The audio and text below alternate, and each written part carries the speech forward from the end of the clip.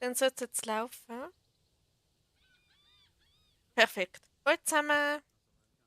Ich bin heute wieder live. Ich streame wieder. Und ja, heute tue ich den Schattenfell oder einfach den Shadowfall leveln. Und ja, mal schauen, wie lange das ich streame. Ich weiß es noch nicht. Weil vorher ist noch kurzfristig etwas passiert. Aber ja. Hallo Pferdemädchen. Schön, dass du da bist. Geht's dir gut? Genau, dann legen wir mal los. Es kann sein, dass ich mich heute irgendwie öfters räuspere oder huste oder so, aber wenn ich mal huste, dann tue ich mich schnell muten. Hoi Dori, schön, dass du da bist. Geht's dir auch gut? Und Pferdemädchen, schön, dass es dir gut geht. Okay.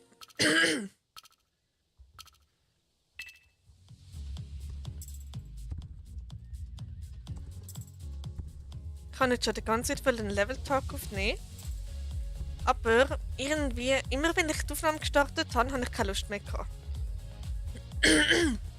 Es ist so typisch.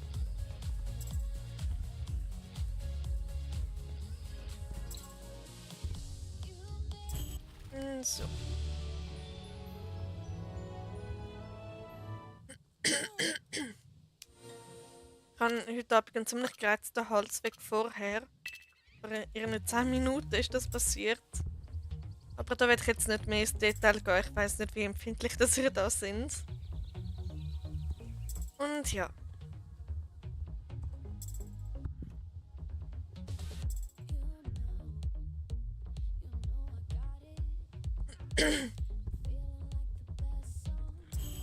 So.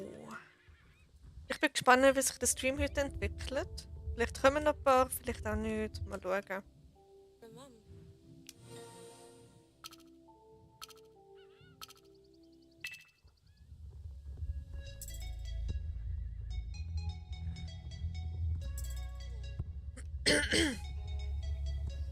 Ich habe es vorher so übertrieben mit dem Nachtessen. Ich hätte nicht gedacht, dass es so eskaliert. Genau.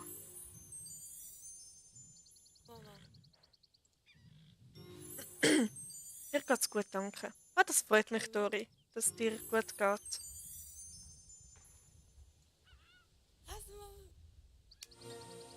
Aber gestern war auch irgendwie so komisch. Ein Film hat voll meine ganze Stimmung vermisst. Und dann hat man das sogar im Stream gemerkt, gestern Abend. Und ja, ich bin irgendwie viel ruhiger als sonst und einfach irgendwie komisch gewesen. Und jetzt mein letzter Mustang auch bald ausgelevelt. Oh, nice! Dann hast du nachher keinen mehr zum Leveln.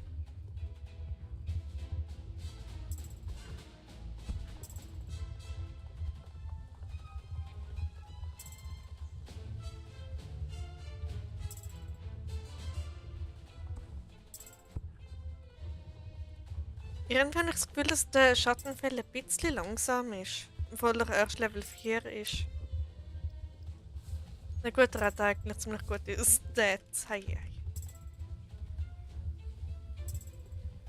Nachher keins mehr, aber ich kaufe mir dafür vielleicht Neuseeländer und Chargin 2, bevor sie gehen.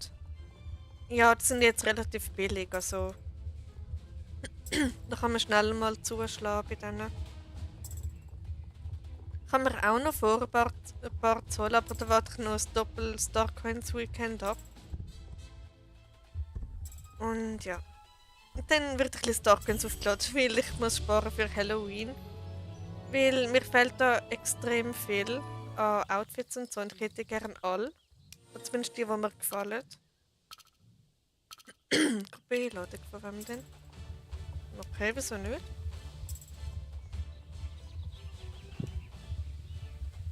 Aber ich bin jetzt da mit dem Rennen. Ups. Okay, das schaffe auch nur ich. Den Checkpoint fast nicht verwischen. Äh.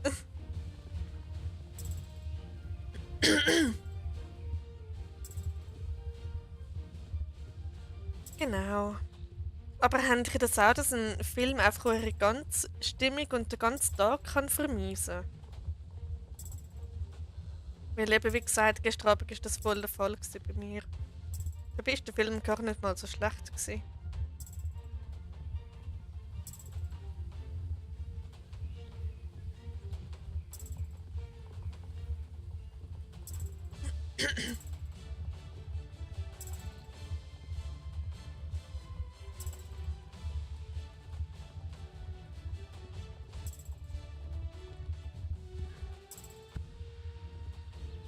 Ich bin manchmal sogar traumatisiert, je nachdem, was im Film vorkommt.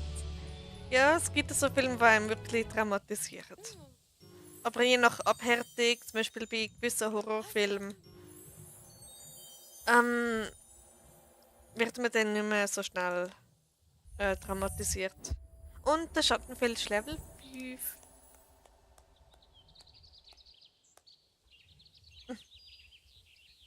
Okay, Moment, ist das nicht eine Zuschauerin gerade? Pferdemädchen, bist das du? Ich weiß es nicht mehr. Okay, dann mach da mal weiter.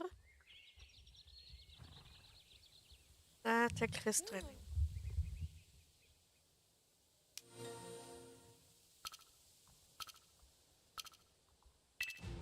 Ja, alles klar, dann bist das du. Okay. Kann man manchmal nicht einfach nicht alle Namen merken. Da in einer Saison und dann wissen, wer jetzt wer ist. Also bei einigen weiß ich es, aber bei einigen halt leider nicht.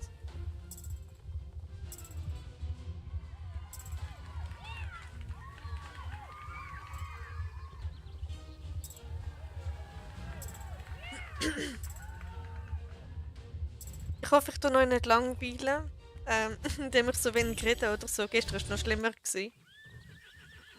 Genau, das war nicht alles. Gewesen. Ja. Gut, dann das Rennen dahinter.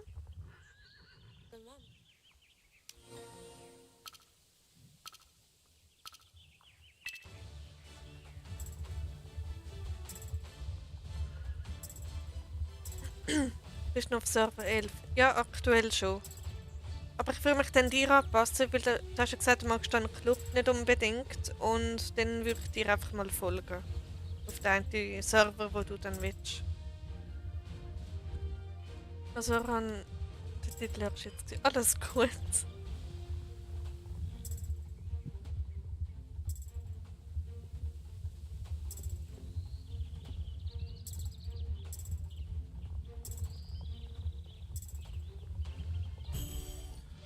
So, dann geht's ab zum Zirkus. So, let's go. So, ich bin aktuell auf Server 17. Okay, und wegen unseren CTs und so, wo auf welchem Server wollen wir das machen? Auf Server 11 wäre schon mal ausgeschlossen. Wegen dem einen Club.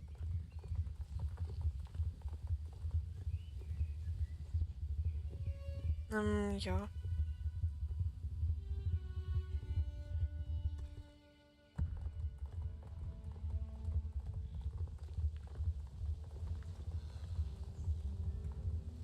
Aber das CT wäre schon wieder mal toll. So, Schmetterlingsrennen.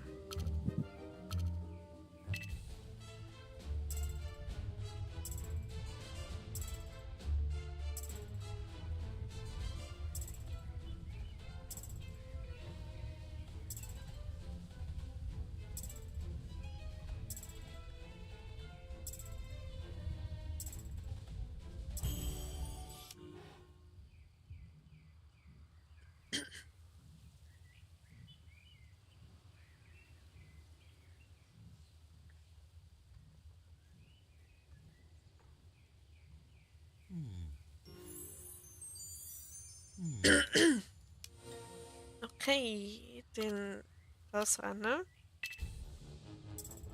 Hey, ich kann ab und zu einfach nichts zum Erzählen, es ist so schlimm. Andere Streamer tun einfach nonstop reden, haben irgendwie immer ein Gesprächsthema und ich einfach nicht. Aber wie gesagt, ich hoffe, es stört euch nicht. Ähm, ja.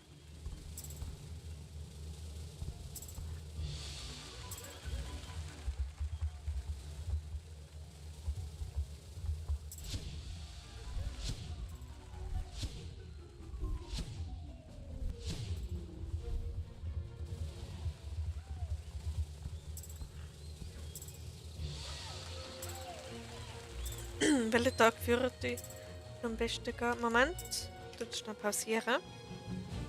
Mir das Gleiche kann eigentlich fast jeden Tag sein, bloß mag ich vielleicht nach dem Arbeiten nicht mehr so mit Essen so. Ja, dann wäre es vielleicht gescheiter,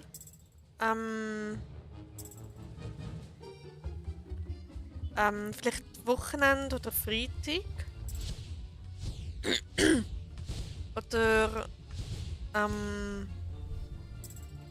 ja, also ich überlasse dir, ich habe wirklich jeden Tag Zeit. Ausser, jetzt ist die Frage, wenn wir das während dem Stream machen, also ich habe jetzt feste Streaming-Tage. Oder außerhalb von YouTube. Freitag dann gut handelt Freunde frei. Ah super, am Freitag streame ich eh nicht, das können wir es auch außerhalb von YouTube machen. Und ja, dann würde ich so sagen, einmal in der Woche oder also am Freitag.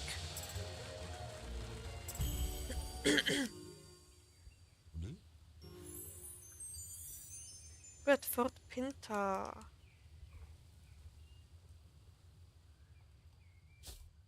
Schnell das Zeugs da einsammeln.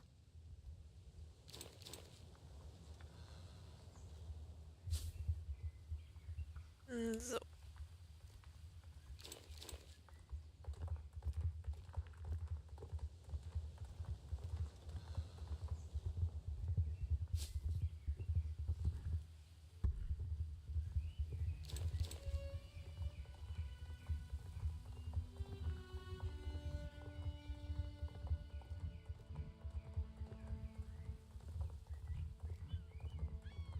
Also ganz entspannt nach Fort Pinta reiten ist doch auch noch etwas. Und die Kamele wieder noch nicht. Ja, perfekt.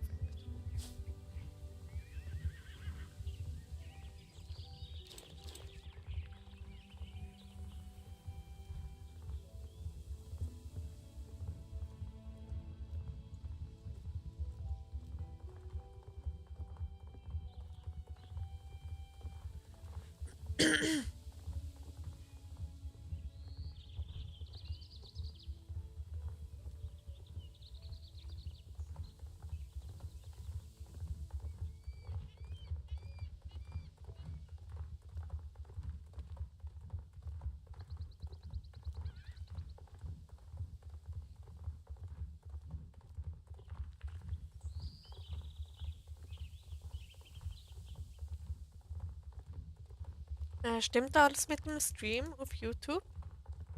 Oder gibt es doch ein bisschen Problem? Das Bonnie Jump ist bald.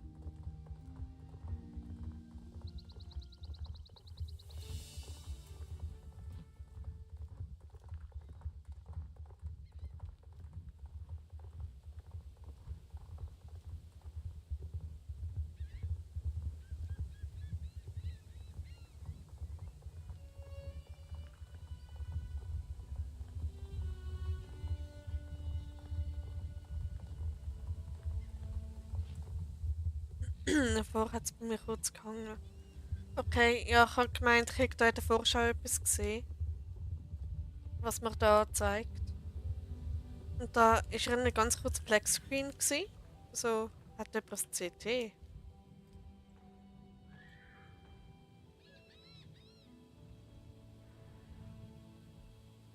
Okay, cool.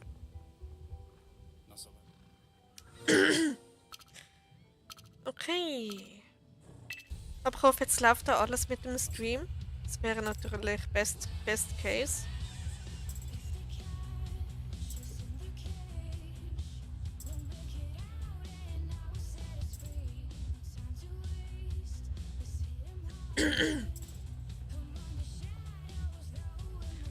Bella ist live tasty, deswegen sind so viele dort.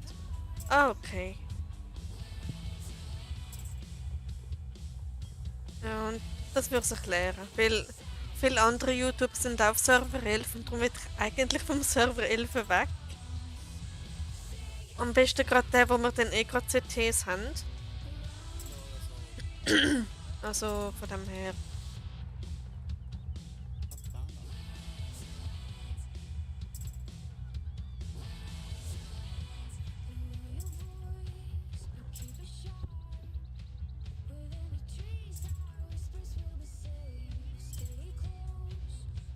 Aber eigentlich ist der Mittwoch kein Streaming-Tag bei mir, sondern erst der Donnerstag wieder. Weil genau aus dem Grund, weil am Mittwoch irgendwie sehr, sehr viele Lives sind. Und all die Updates anschauen und so. Und ja. Darum habe ich, wenn wir so ab 17, können dort keine anderen YouTuber. Können wir sehr gern. Dann wechsle ich eventuell schon während dem Stream auf Server 17. Hallo Raya, schön, dass du da bist. Mir geht's wieder gut, zum Glück. Also jetzt neben gestern Abend, wo ich ja ziemlich irgendwie komisch drauf war, ziemlich ruhig war. Und vor dem Stream musste ich noch etwas machen. Da ist, ich glaube, so dazwischen gekommen. Aber jetzt ist wieder gut. Also, ja, ich bin drüber hinweg. Und auch über den Film drüber hinweg. Obwohl der halt schon lässig ist. Ich meine Lieblingssynchro-Sprecher, Lieblingsmarke, hallo? Und wie geht's dir, Raya? Habe ich das schon gefragt? Ich weiß nicht.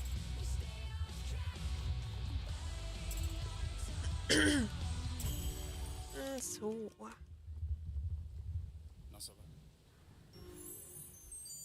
Gut. Sind die immer noch da? Nein. Einigermaßen gut. Ah, das ist doch schön. Wenn es einigermaßen gut ist, besser als schlecht oder mittel oder so.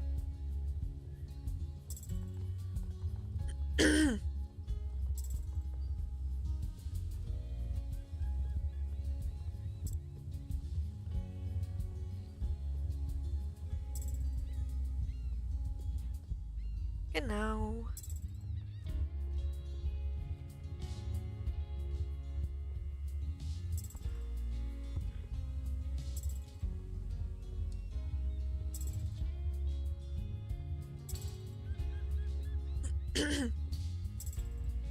Also bewundert euch nicht, wenn ich mich heute ein bisschen öfter räuspere als sonst, weil ich habe einen ziemlich gereizten Hals gerade und genau. Aber ich kann unbedingt streamen, weil ich habe gestern Abend versprochen, dass ich heute streamen. Und ja, morgen gibt es einen normalen Stream, das ist dann ein normal, also ein regulärer Stream, weil ich habe ja feste Streaming-Tage eingeführt und der Donnerstag ist einer von denen. Also Dienstag, Donnerstag und Samstag, am 7:30. So wie immer.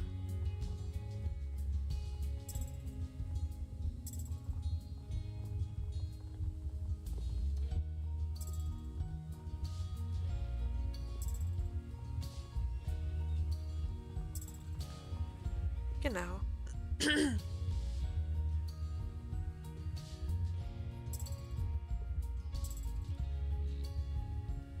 Und ja.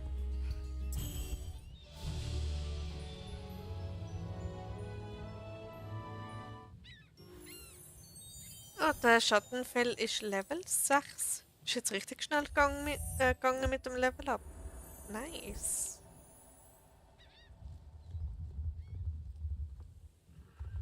Wird. Wird was?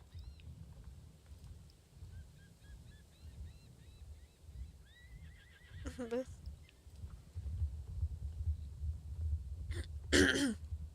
Das ist auch ein Pferd des Herr der Ringe. Genau, ja. Der Schattenfell ist ursprünglich aus Herr der Ringe. Das ist nämlich ein weißer Andalusier, der eigentlich 1:1 so aussieht wie der da, wo ich gerade reite. Genau, und darum heißt der Shadowfall oder auch einfach Schattenfell. So. Und ich habe früher Herr der Ringe so sehr geliebt.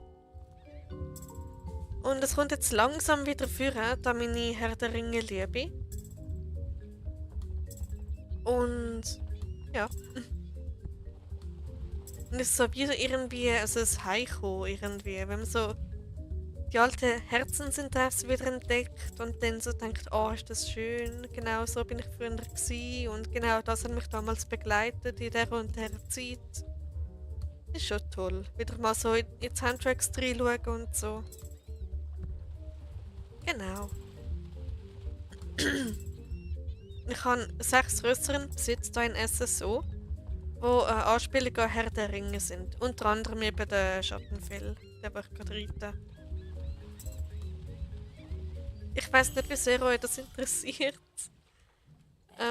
Aber ich erzähle es einfach.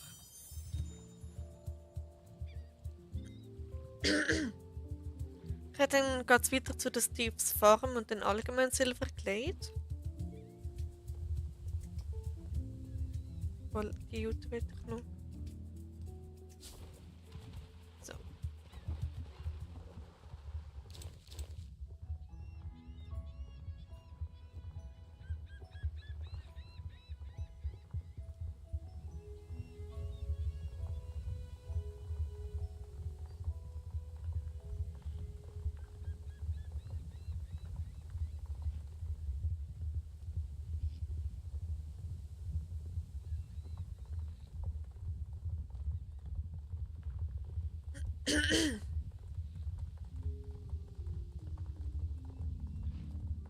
Hast du den Code schon eingelöst?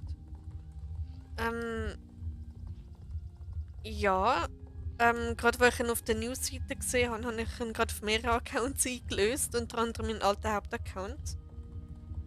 Also Herr der Ringe. Zum anderen Thema von vorbezogen. Ja. Aber ich habe früher Herr der Ringe und Hobbit extrem geliebt. Und ich habe praktisch alles darüber gewusst, was man hat können wissen. Und dann habe ich auch Feedback bekommen, zum Beispiel so, ja, die weiß wirklich alles. Und ich so, mhm.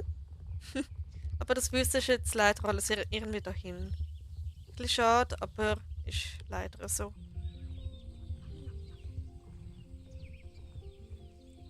Genau.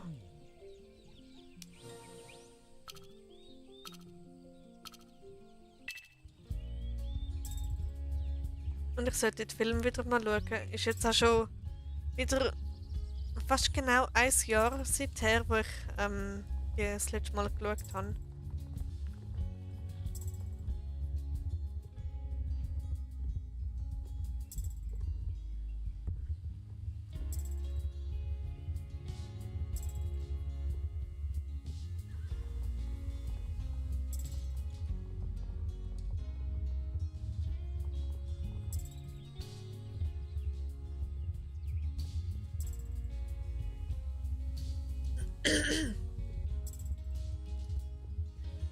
Naja, so ist es.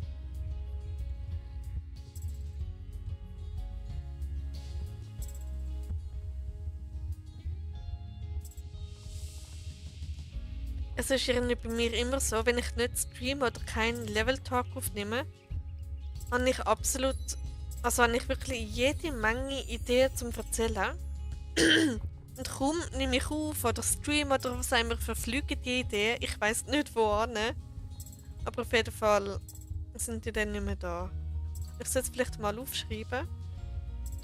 Aber dann wird es so wie ein Vortrag in der Schule. Da redest du irgendwie 2 Minuten drüber und bist schon fertig. Und dann hast du wieder nichts zum Erzählen. Und das ist ein Teufelskreis.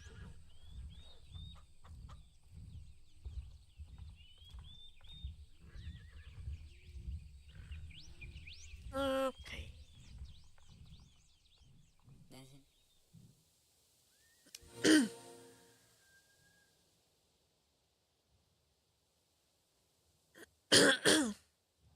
Okay. Also Notiz an mich selber. Ähm, nach so einem Vorfall wie heute einfach nicht streamen oder reden. Das ist keine gute Idee. Also vielleicht schon, aber dann einfach ein bisschen warten und nicht gerade nach so etwas drauf losreden. Das erklärt das häufige Räuspern. Also mehr als sonst, meine ich.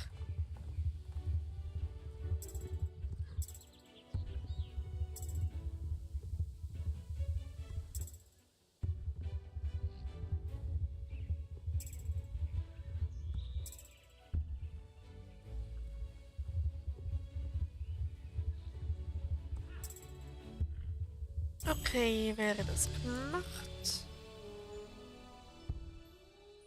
Nimm das da.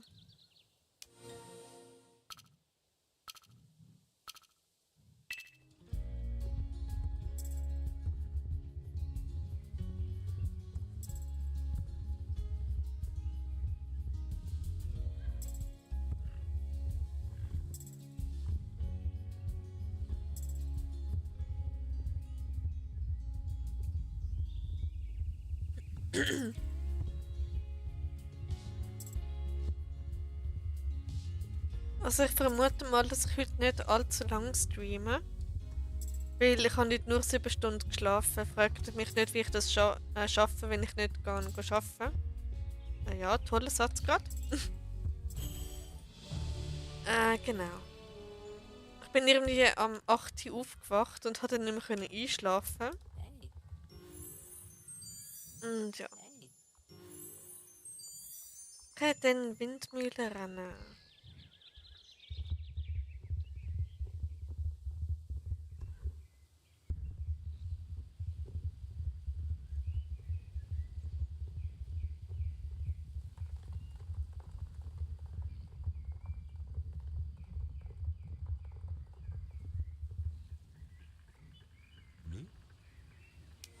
Moment, heute. Nein, heute ist Mittwoch. Gestern. Oder? Ja, Mittwoch. Gestern war mega komisch. Server 17 war wirklich tote Hose. Am halb 7 Uhr Abend. Es waren nur 2 Leute beim Pony Jumpy. Obwohl ich um die Zeit eigentlich viel online sein sollte. Ja, das ist ein bisschen komisch. Also, ich glaube, das Pony Jumpy ist eh nicht gerade das beliebteste Jumpy. Aber trotzdem um halb 7 sollten doch einige dort sein. Weil es gibt auch Leute, die nicht zu faul sind, zum Pony zu wechseln. Ja.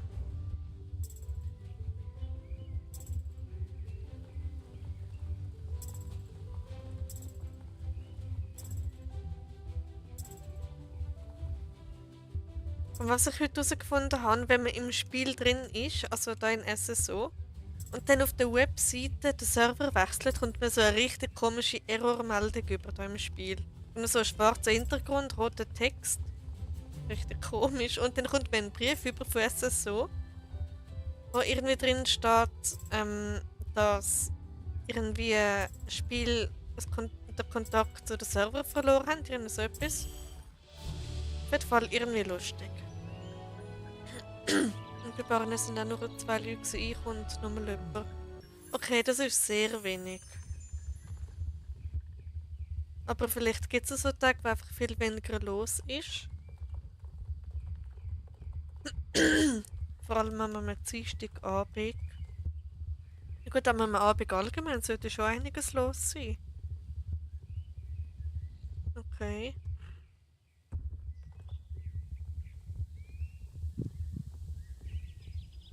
SSO hat heute sowieso ein paar Probleme. Ja, ich habe gemerkt, am Nachmittag haben sie irgendwann die Server geschlossen.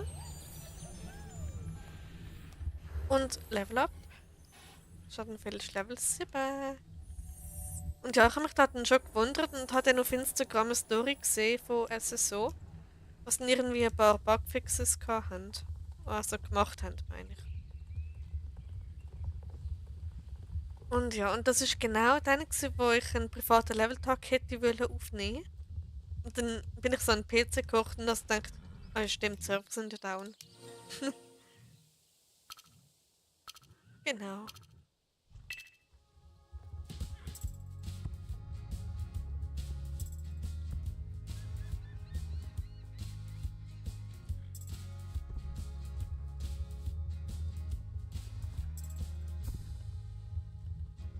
Bist du immer noch auf dem selben Server?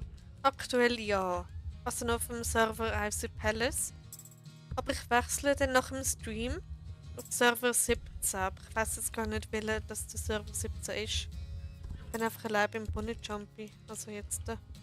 Oha! Das ist jetzt schon ein bisschen tote Hose.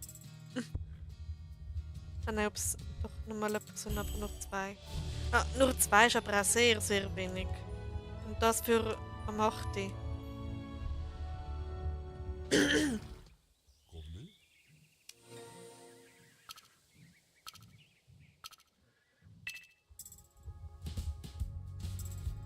Also dann sind wir jetzt das dritte oder das zweite? Wenn ich das richtig lese.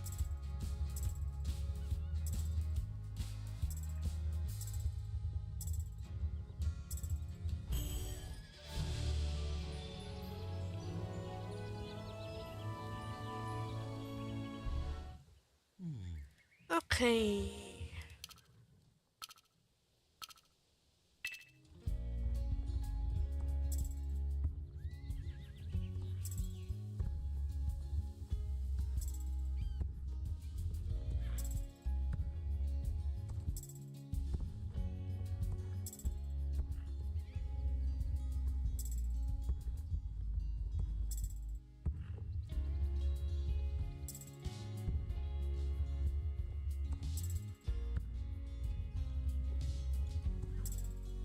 Okay, das Pferdemädchen ist aus der Gruppe raus. Dann gehe ich nachher auch gerade raus.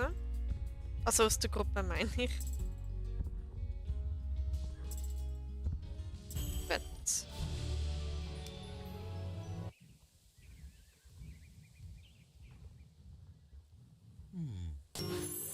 Oh Gott. Ich habe einen Soundbug, Leute.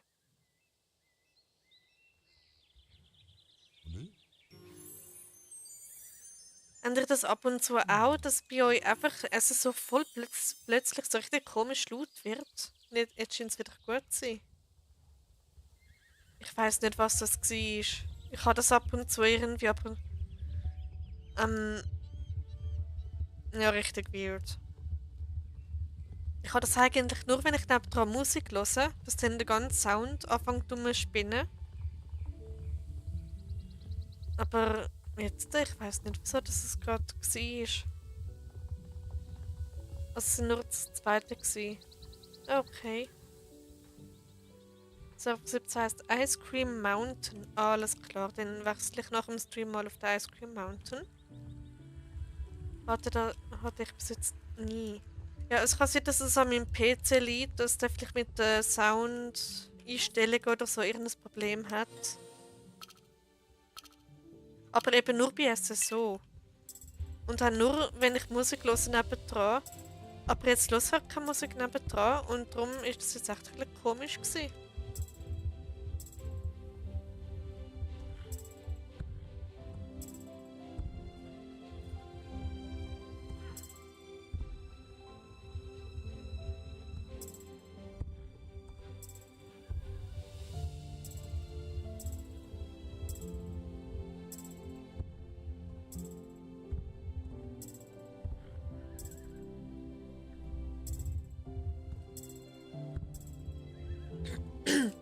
Genau, aber jetzt scheint alles wieder zu laufen, das finde ich gut.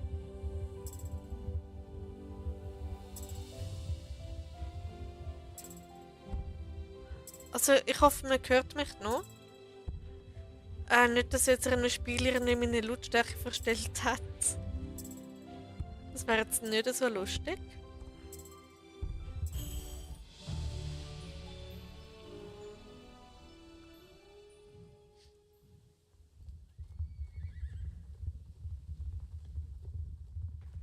Man hört sich gut. Okay, also man hört mich gut, meinst du? Dann ist gut, dann sollte da nichts verstellt worden sein. Aber immerhin hat bessere Chancen, wenn es wenig. Hat man bessere Chancen, wenn es wenig Leute sind. Das stimmt. Die Chance auf einen von den Top 3 Plätzen ist viel, viel grösser. Ja, ich höre dich gut. Läuft jetzt alles gut. Na super. Hoffentlich kommt es nicht mehr da, der komische Soundbug.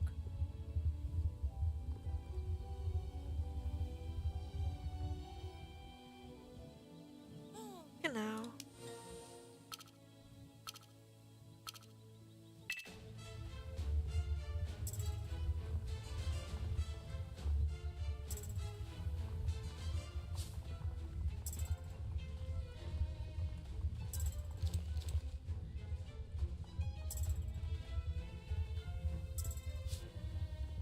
Ich hätte so viele Sachen zum erzählen, aber irgendetwas hindert mich daran, über das zu reden. Wahrscheinlich einfach irgendwie, ich weiß nicht. Es ist ein bisschen schwierig zu erklären.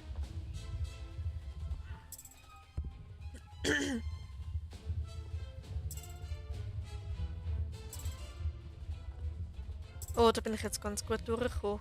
Nice.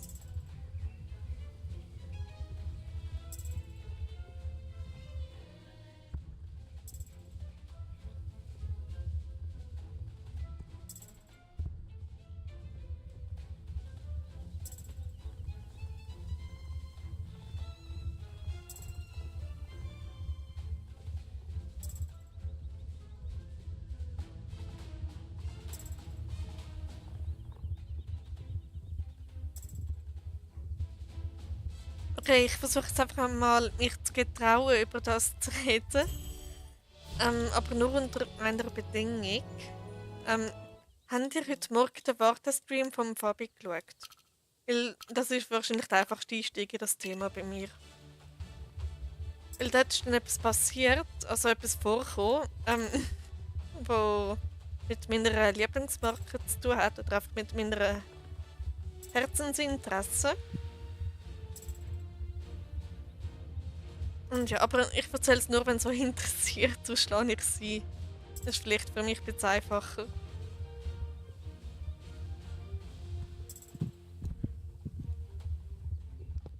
So, nicht, dass ich noch sehe. Oh no. Okay, ich habe es verpatcht. Ja, ich habe nur in der Minipause reinschauen beim Fabi. Okay, ich weiß nicht, wann das etwa vorgekommen ist. Ähm, okay, drei hatten, glaube ich, nicht geschaut. Okay, dann macht es nicht wirklich Sinn, um das zu erzählen. Aber es wäre ein guter Einstieg in meine Herzensinteresse gewesen. Aber hey.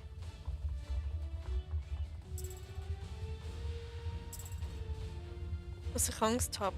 Nein, das musst du nicht rein. Ja. Es kann nur sein, dass ich dann in einen Flow gerate und dann einfach nicht mehr aufhöre, über das zu reden. Obwohl ich jetzt ehrlich gesagt nicht so viel über das weiß, aber für andere ist es vielleicht viel. Genau. Also ich hatte schon, ich glaube, im vorletzten Stream so gehabt, wo wir so angefangen haben über Zeug und Lieblingszeug und so Sachen zu reden. Ich bin jetzt so im Flow gewesen. Ich habe sogar eure Chatnachrichten kurz ignoriert. Also ich habe alles ausblendet und habe nur über Zeug geredet. Es war so toll gewesen. Ich weiss nicht, ob euch das jetzt eher genervt hat oder ob ihr das toll gefunden habt. Und ja, und ich hoffe, ich bin authentisch übergekommen. Nicht irgendwie, keine Ahnung, verstellt oder so.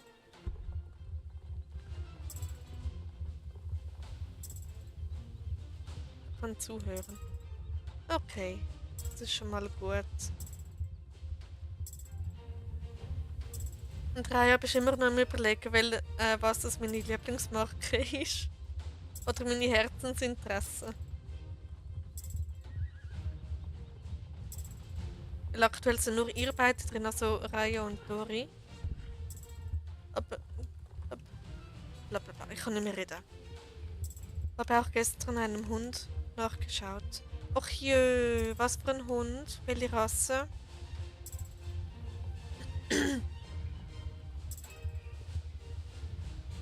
Hunde sind toll.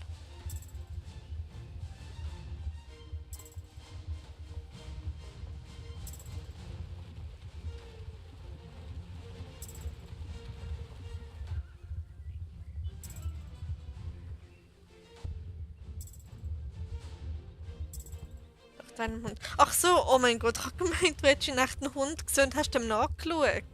Entschuldigung. Nach deinem Hund. Genau. Ja, ich habe ja immer ein ganzes Video gewidmet, wo ich über ihn erzählt habe. Dort sage ich unter anderem, was es ist und so. Und ja, ich finde den Hund mega, mega toll. Und er sitzt so gerade neben mir auf dem Pult, also neben meinem Monitor mit seinem Lieblingsball. Er ist so cute.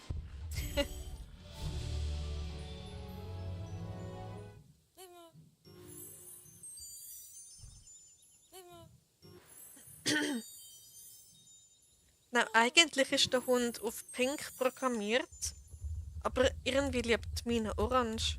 Ich weiß nicht wieso. Und es ist so cute. Okay.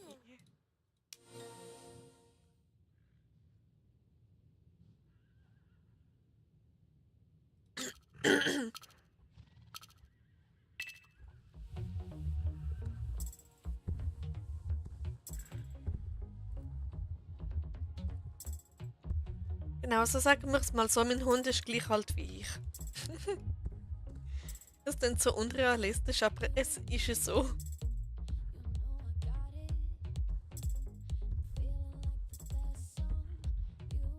Ich könnte jetzt auch wieder da ein paar Fakten rausballern.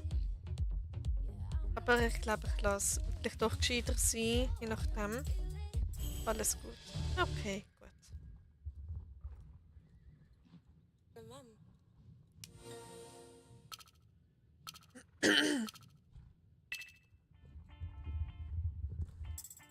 Und was hast du so über ihn herausgefunden, Raya? Würde mich jetzt noch interessieren. Wenn wir das ein bisschen Eis brechen bei diesem Thema. Aber nur solange es euch interessiert. Ich will euch da nicht verscheuchen oder so.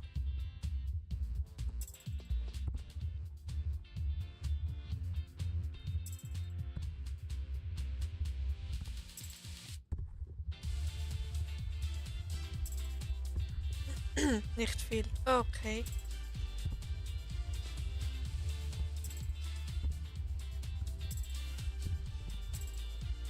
Ich habe das bekommen, wie er heißt, aber dann komme ich in eine Krise wieder. Das hat aber nichts mit dir zu tun. Oh, okay. Was meinst du wegen dem Hund? Oder was würde da die Krise triggern? Also du musst nicht sagen, aber je nachdem würde ich über ein bestimmtes Thema dann eben nicht reden. Und ja, wäre vielleicht noch gut, wenn du es schnell würdest sagen, was das kann triggern. Und ja. Hallöchen, wie geht's? Hallo Cookie. Ganz okay? Ja. Und wie geht's dir? Mir wurde es ein wenig unheimlich wegen den Roboter. Ah, okay, gut, dann weiss ich zumindest, dass ich nicht über den Hund rede. Aber es ist okay, es ist nur ein kleiner Teil von meiner Herzensinteresse. Weil ich habe früher auch mega Angst vor Robotern. Also, wieso rede ich jetzt drüber? Okay, Themawechsel. Achso, jetzt check um welchen Hund es geht. Genau, Dori, ich habe einen Short aufgeladen. Ich glaube, gestern war das. Und dort kommt mein Hund vor. Alles gut, ich kann es schon erzählen. Nein, Raya, ich will so, dass ihr euch da alle wohlfühlt. Darum gescheiter nicht drüber reden. Aber es ist, wie gesagt, nur ein kleiner Teil von meiner Herzensinteresse. Voilà. Genau, der erste Sprung verkacken. Gut gemacht, Schattenfell. Und ich habe jetzt gerade den roten Faden verloren. Das ist so typisch. Ich habe die ganze Zeit gedacht, hey, welcher Hund, aber das Short habe ich gesehen. Okay. Und hat es dir gefallen?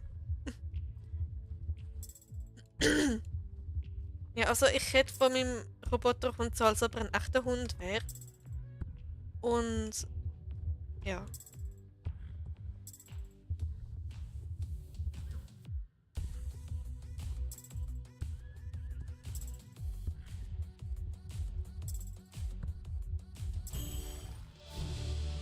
Okay, das wären jetzt schon wieder alle Rennen gewesen bei der Rita Arena.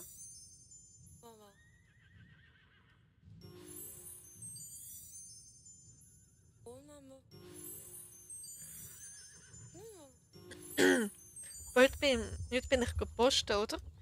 Und dann habe ich mir so überlegt, so, mache ich heute Pizza oder nicht? Und ich so, nein, ich werde den nächsten Tag keine Lust auf Pizza haben. Ratet mal, wer jetzt Lust auf Pizza hat.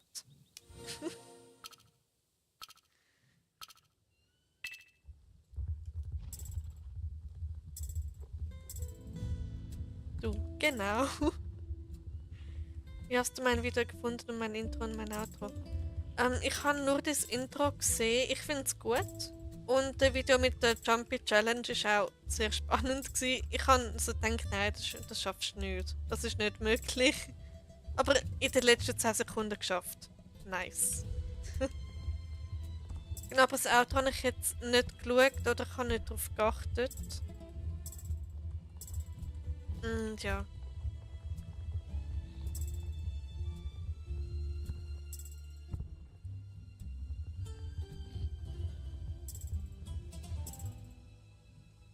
Egal.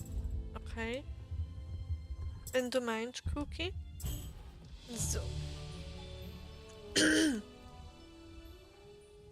Gut, dann das nächste. Arbeitsrichtlinie für Anfänger.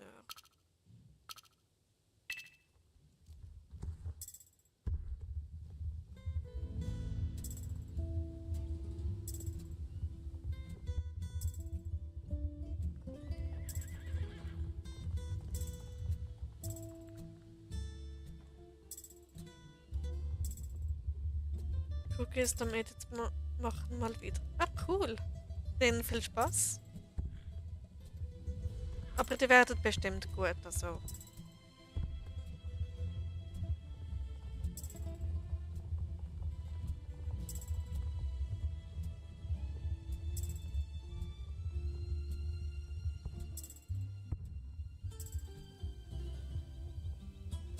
Was sind denn Edits?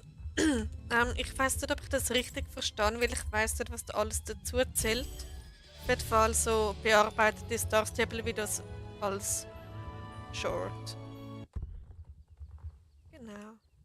Salut Ray. Ist das Anfi? Moin. Kann man Salut schreiben? Ja, es geht. Nice. Okay, Schattenfell ist Level 8. Ach so, Edits. Genau. Noch mit dem Partyhut ist auch voll herzig. Okay, dann geht's ab zum Gartenrennen.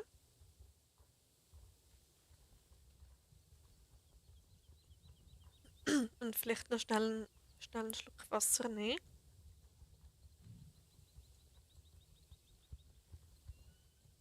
Okay.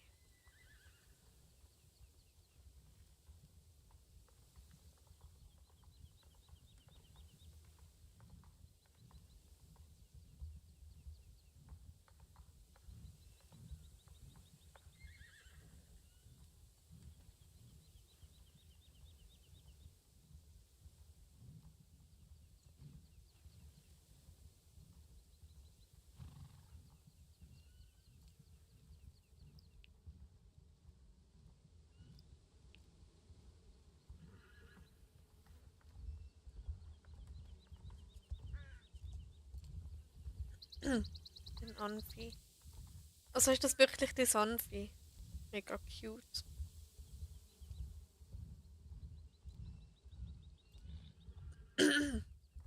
Wenn ich am Anfang beim Erstellen von meinem Account gewusst hätte, dass man das Aussehen vom Anfi kann ändern, hätte ich einfach eine andere Farbe genommen, weil meine Lieblingsfarbe exakt so, wie es halt meine Lieblingsfarbe ist, ähm, gibt es als Anfi zum Auswählen. Und ich hätte das genommen, wenn ich es gewusst hätte. Aber ich habe damals gedacht, es wird einem einfach per Zufall eine Fellfarbe zugewiesen. Und bei mir war es ein alter Äpfelschimmel. Gewesen.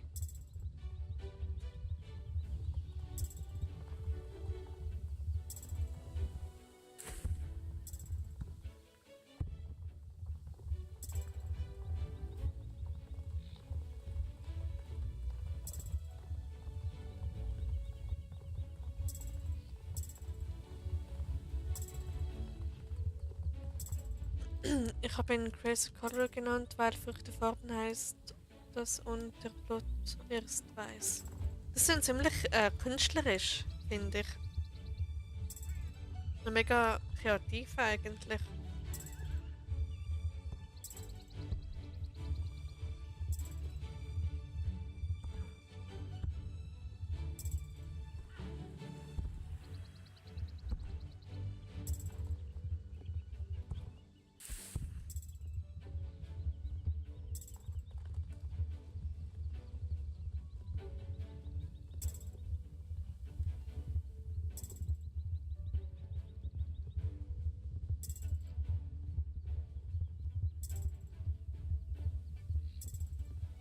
So, wäre das auch erledigt. Und dann ab zu der Kürbisfarm. So.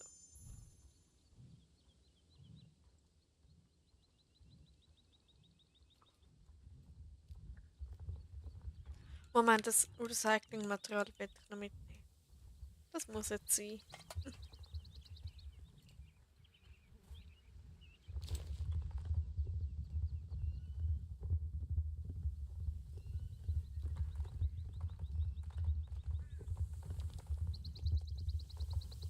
Ich mache noch kurz die Quest. Alles klar. Ah ja, nur kein Stress.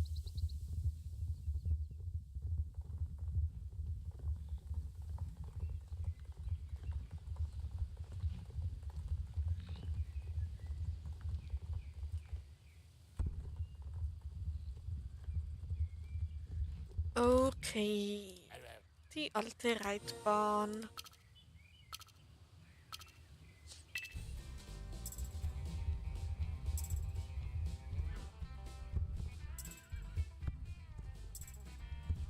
Ich habe ab heute 40 Abonnenten. Ach cool, Raya. Glückwunsch. Das ist ja richtig gut. Vor allem, du hast es mega schnell geschafft. Ich wollte nur kurz grüßen, bin beim Hotelabendprogramm. Schön streamt hier und durch an.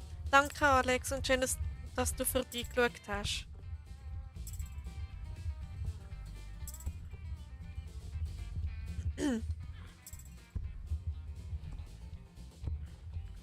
Hoppala, nicht stehen bleiben, Schattenfell.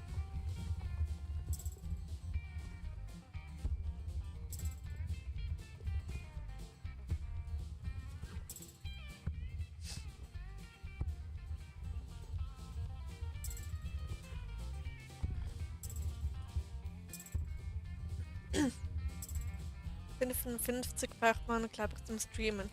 Also vielleicht weiß nur 50. Letztes Mal, wo ich nachgeschaut habe, sind nur 50 gewesen, die man gebraucht hat.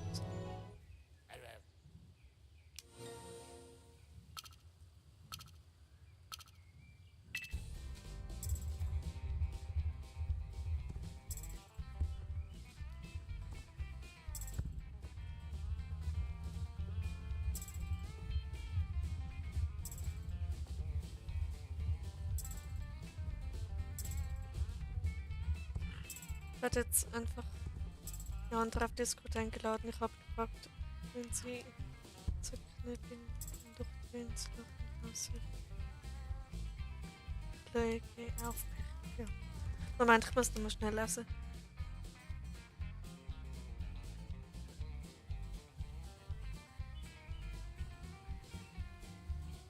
Okay, das sind jetzt nicht so lustige Cookie. Ich kann zwar nicht ganz folgen, aber ja.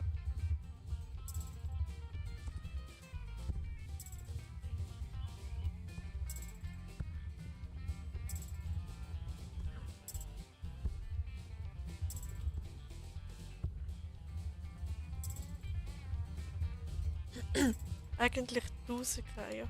Selten, dass es ab 55 funktioniert. Also auf Mobile oder. Weil ich streame schon seit ich 9 Abonnenten habe. Und ja, nee, wir machen da das auch Spaß uns gegenseitig nerven, das muss so. Ah, okay. Okay.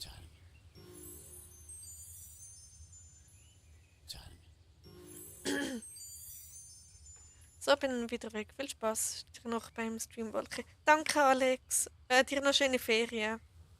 Oder Urlaub. Oder was hat man bei euch?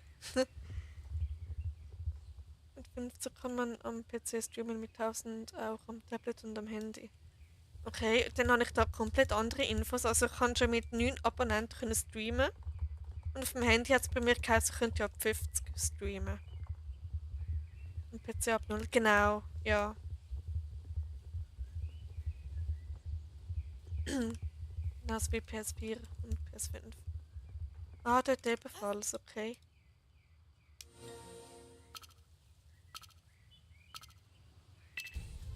Nur zur Info. Okay, danke für die Info.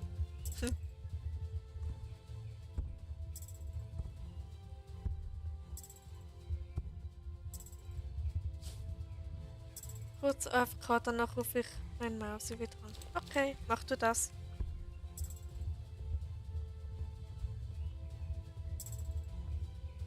So, der Sprung ist auch richtig eklig zum Teil, weil das Ross da ab und zu einfach nicht springen will.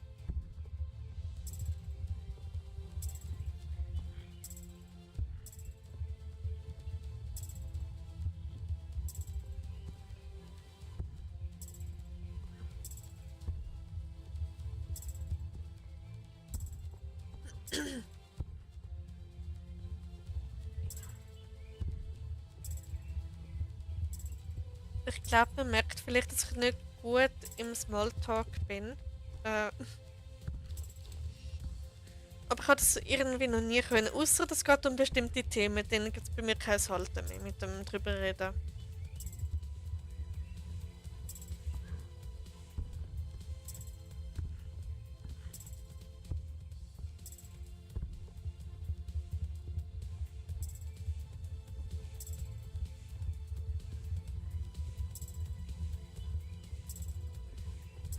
Okay, das erste Rennen werden gemacht. Dann das Boxrennen.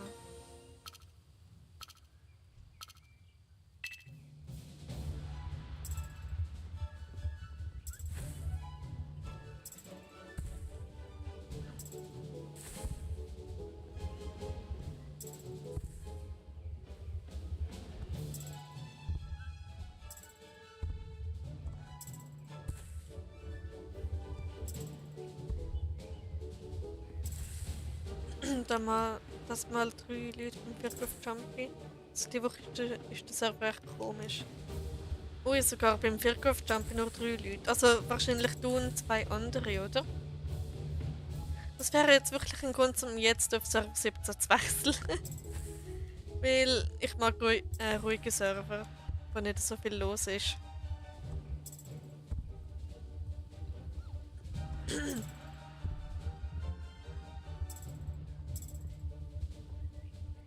So. Okay, jetzt 4.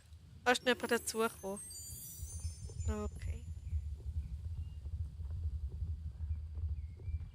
Ja, mit mir sind es jetzt 4. Okay, also du und 3 andere. Dann ist die Chance trotzdem noch höher, um eine Schleife zu gewinnen. Obwohl irgendjemand von euch wird Pech haben und keine bekommen. Oder verdienen oder gewinnen, oder wie man dem will sagen.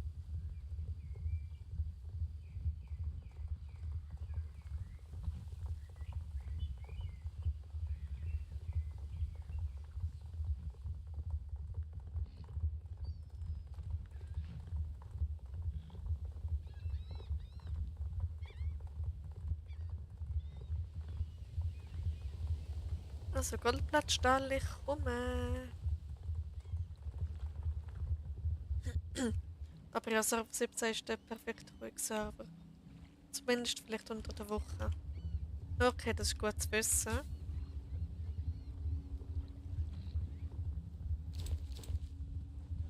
Und dann gemeinsamen Moment.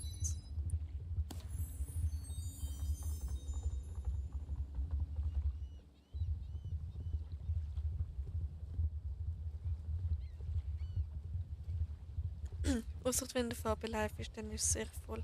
Gut, das ist bei jedem Server so. Wenn er am dort ist. Aber ich ignoriere die jetzt Pech gehabt. Oh, wieso denn, Cookie? Wieso ignorierst du sie?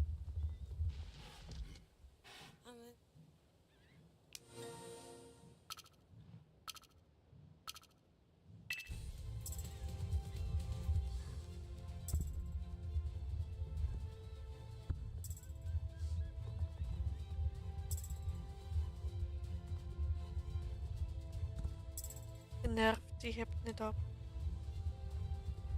Okay. Na, vielleicht hat sie gerade einfach keine Zeit. Das kann auch sein.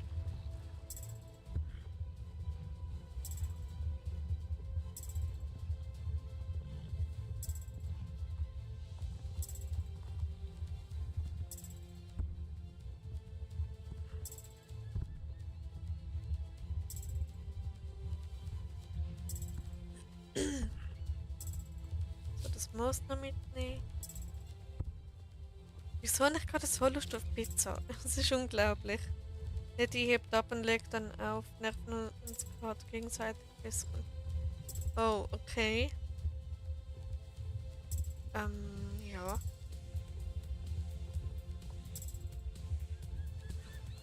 Kann ich jetzt leider nicht viel dazu sagen. Ja. Hoppala. Was geht das? Meinst du, um was das geht, Raya? Cookie hat wahrscheinlich ein bisschen Streit. Gut, täglich Wahnsinn neben. Oha, ähm,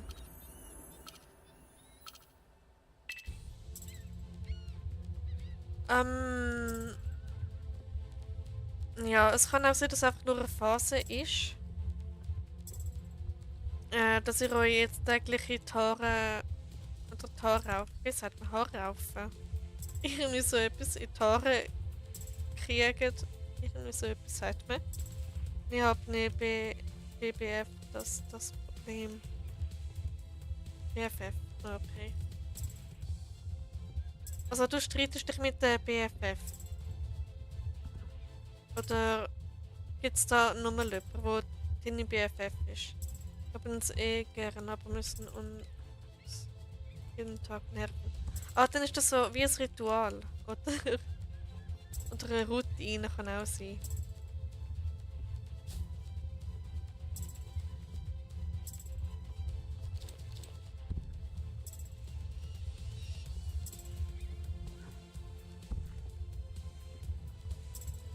Okay.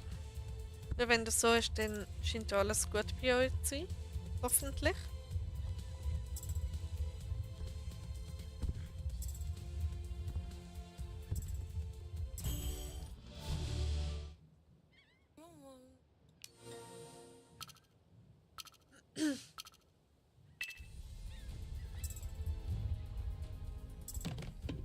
Hoppala.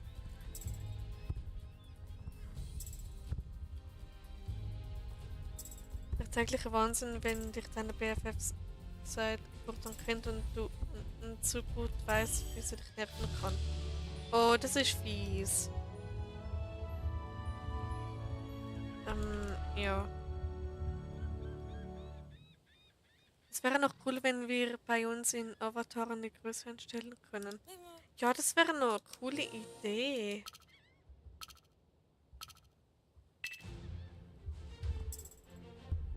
Dann wäre meine entweder so groß wie jetzt oder vielleicht ein bisschen kleiner.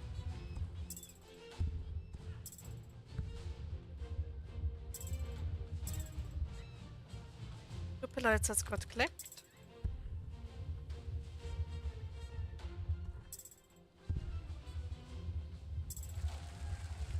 Okay, ich glaube nach dem Stream tue ich mir noch eine Pizza bestellen. Weil Zutaten kaufen kann ich jetzt nicht mehr, die Läden haben zu. Aber ich habe so Lust auf Pizza. Es ist so weird. Und ich könnte gerade auch noch etwas dazu bestellen. Dann hätte ich für morgen auch noch gerade Essen. Oder Kindergröße. Okay, das wäre jetzt ein bisschen zu klein, würde ich mal sagen. Und würde vielleicht ein bisschen komisch aussehen, jemand in der Kindergröße, wenn man zum Beispiel Shiro oder Pershi. Das wäre vielleicht ein bisschen komisch.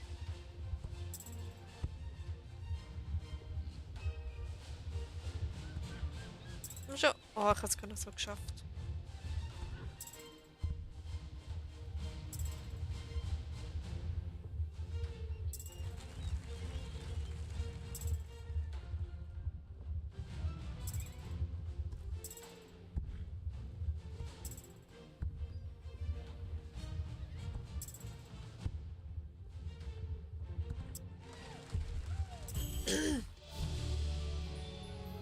So.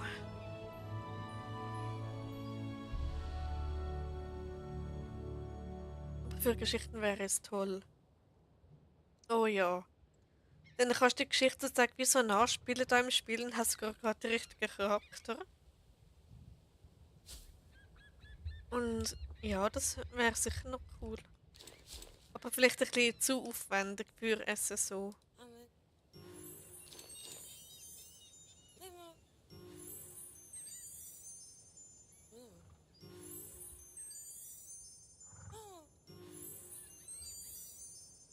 Also ich check meinen Körper nicht mehr. Zuerst will er kein Essen, dann verweigert es und jetzt habe ich Hunger wie nichts.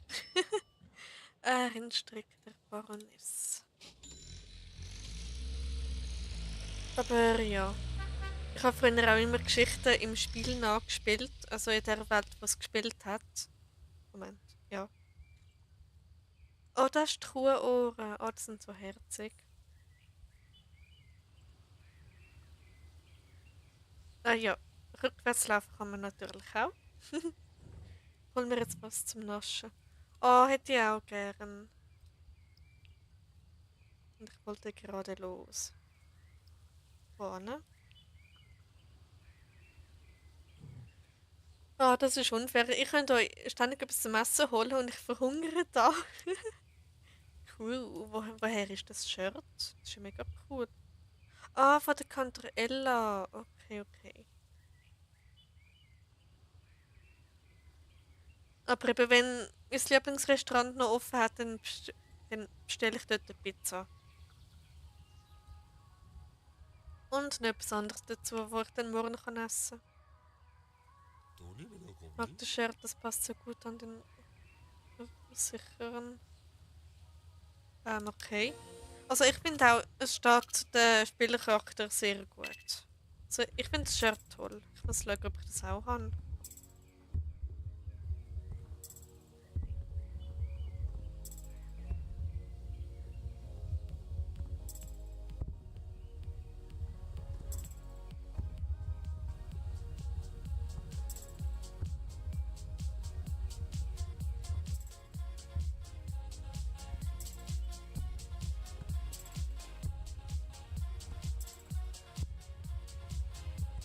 Oder vielleicht streame ich auch heute nicht allzu lang, damit ich noch genug Zeit habe, um etwas zu bestellen zum Essen. Und ja. Muss ich mal schauen, bis wann das Restaurant überhaupt offen hat.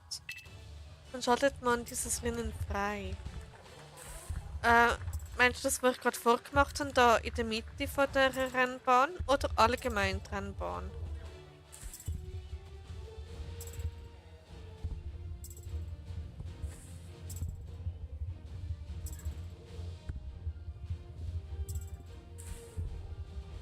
Ja. Warte, meinst du das Rennen in der Mitte? Ähm, das vor. Okay, da musst du eine Quest machen. Die startet, glaube ich, beim Kaffee in Jarlaheim.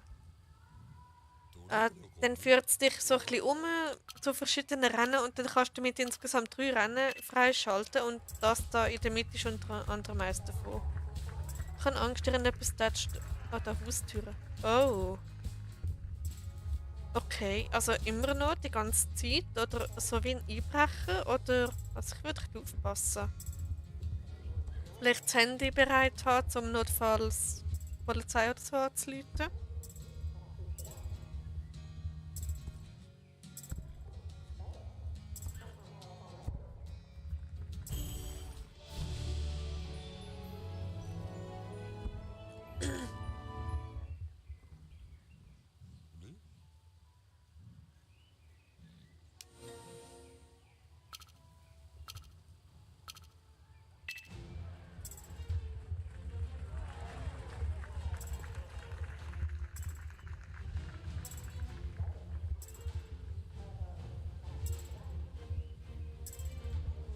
Und 112, dann lässt du alles los.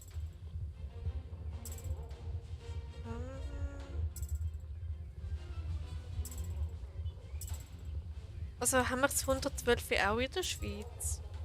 Ich weiß nicht, es egal in Europa oder so. Kann vielleicht auch der Wind sein, weil momentan, wenn es bei uns recht und irgendetwas kommt, vielleicht an die Türen. Ja, haben ihr vielleicht einen Türspion oder so? Dann würde ich vielleicht dort schnell durchschauen und vielleicht ist es einfach wirklich nur der Wind, wo zum Beispiel den Ast oder so anwindet. 118 ist. Nein, Reihe 118 ist die Feuerwehr. Die Polizei ist 117. Aber man kann natürlich auch der Feuerwehr anrufen, wenn man Polizei braucht, weil die dann sich untereinander auch verständigen.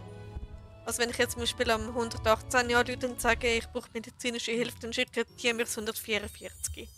Was ich auch ziemlich gut finde, dass die sich untereinander auch ähm, austauschen. Wenn ich jetzt jemand anderes brauche und die ganz nicht eine Eile aus Versehen die falsche Nummer gewählt haben, das kann passieren.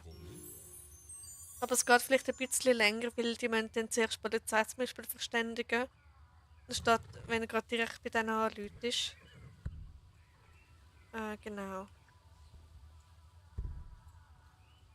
Okay, dann ab zum Observatorium rauf. Ich glaube, ich habe das jetzt halt gemacht. Gut.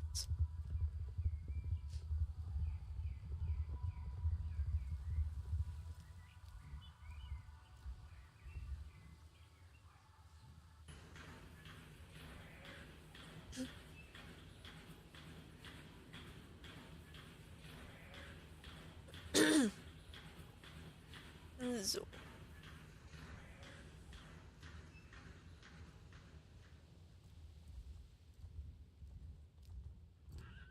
117 Polizei, stimmt das? Genau, das stimmt. 117 ist Polizei. Observatoriumsrennen. Da habe ich auch letzte Woche leider müssen dort anrufen wegen dem lieben Herrn Nachbar. Und der ist so nett gewesen am Telefon. Also die Polizisten so in der Zentrale und so, die sind echt nett.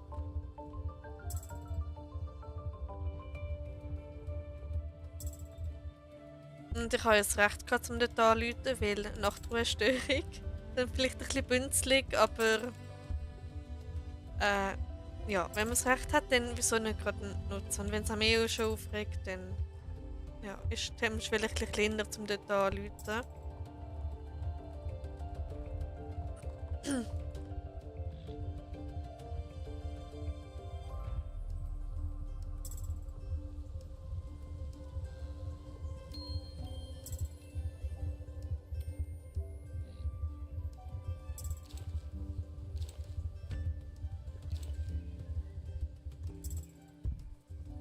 Gut, hast du.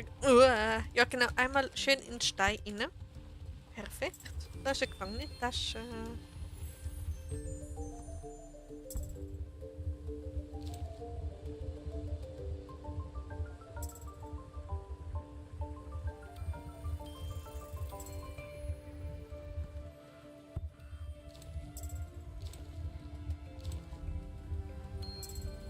Ich traue mich nicht aus dem Fenster zu schauen. Das Zimmer noch klopfen oder hoppla, an die Türen poltern. Dann, okay, was kann ich dir da raten? Dich am besten eingeschliessen. Also, falls irgendwie einen Zimmerschlüssel hast oder so. Und einfach warten, bis entweder bis es aufhört oder sonst aber wenn irgendetwas Komisches hörst, dann Leute gescheitert die Polizei an und erklären das denen. Weil dann könnte es auch ein Einbrecher sein, aber da wäre ich recht vorsichtig. Also, vor kurzem kam mir die Idee, so könnte mal Berufe ins Tagstabel herstellen, wie zum Beispiel Polizeifeuerwehr oder Notfall und dann die Klamotten ins Spiel einbauen.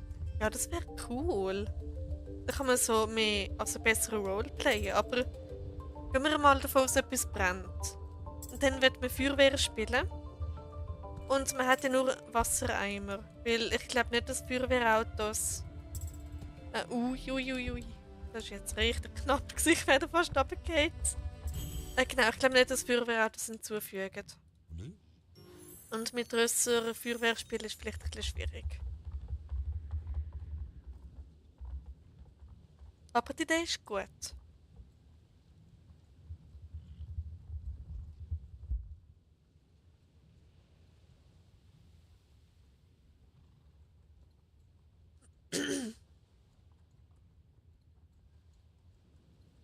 Ein Feuerwehrpferd oder Kutschen. Ja, stimmt. Könnte man auch so machen, genau.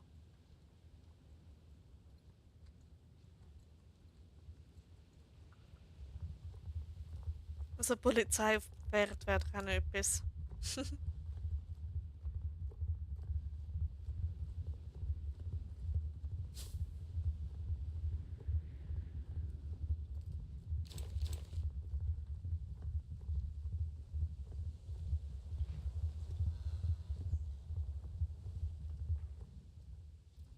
Ach, jetzt. Ich will die Kamele, perfekt.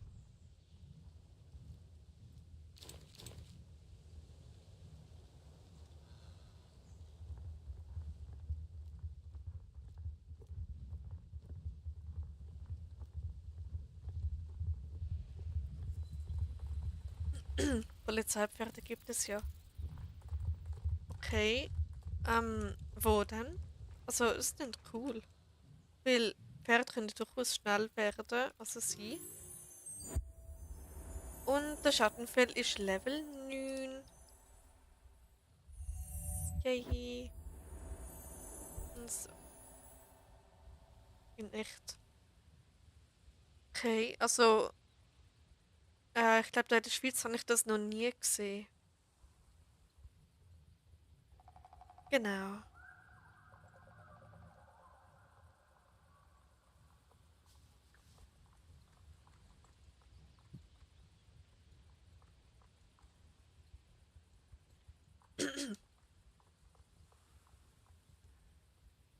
Kann auch sein, dass sie es abgeschafft haben.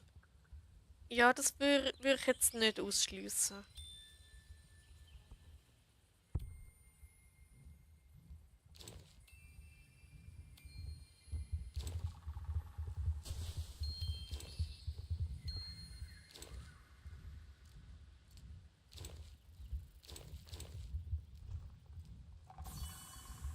Okay, das Irrlicht sollte, glaube ich, irgendwie da ankommen. Mal schauen. Okay, ich hoffe einfach, dass bei der Dori alles okay ist. Oft sind solche Polizeipferde auf Festivals zu sehen, weil man mit den Autos gut nicht so weit kommt. Okay, ja, das ergibt Sinn. Genau.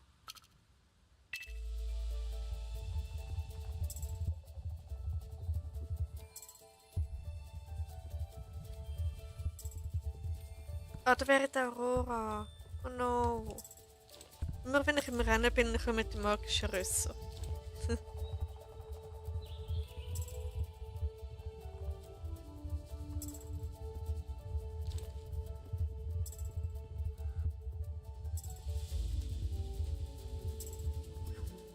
Wenn ich jetzt mir nicht so sicher, aber ich manchmal benutzen sie wird auch zum Abschrecken, weil viele Menschen vom Pferd Angst haben. Das kann sein. Na komm. Perfekt. Hoppala. Doch noch ein Schattenfell. An der Stelle hat es meistens so richtig viel Licht. Das ist mega toll.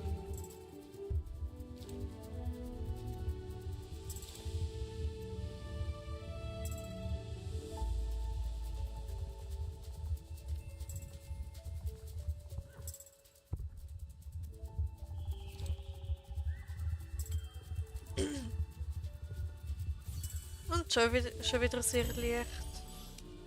Es kommt bestimmt auch wieder da an wie vorher.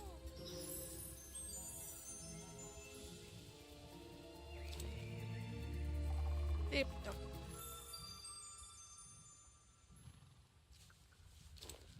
Okay, dann ab zum nächsten Licht rennen.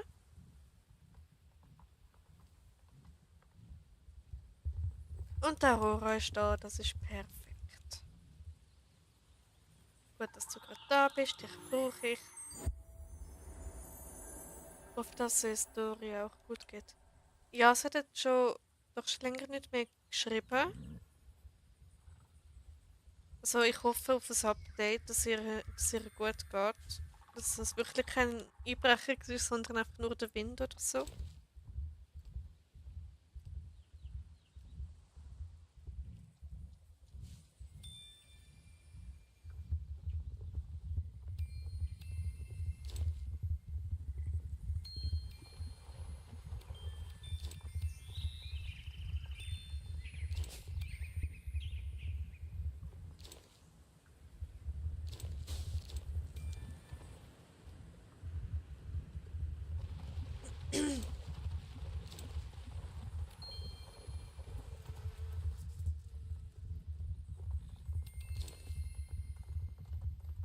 Weißt du, wenn uns die Isländer die Alten verlassen?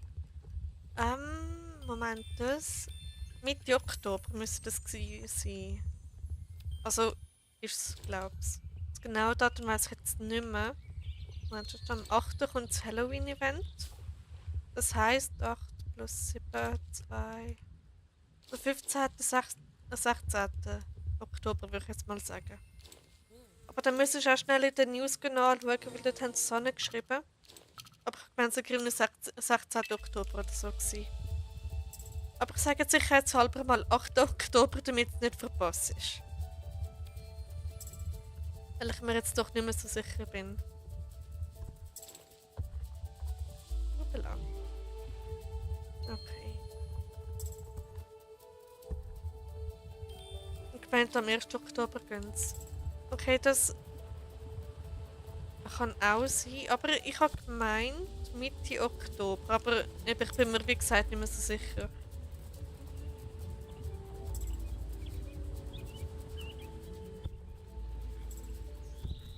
Und Dori hat es klären. Ist alles okay bei dir?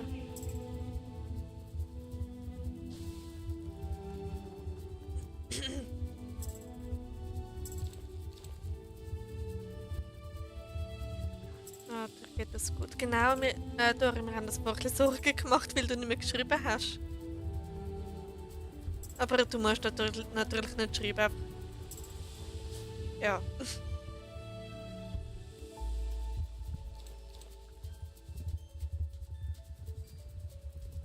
Oh, Laubrufe, der wird noch schnell. Perfekt.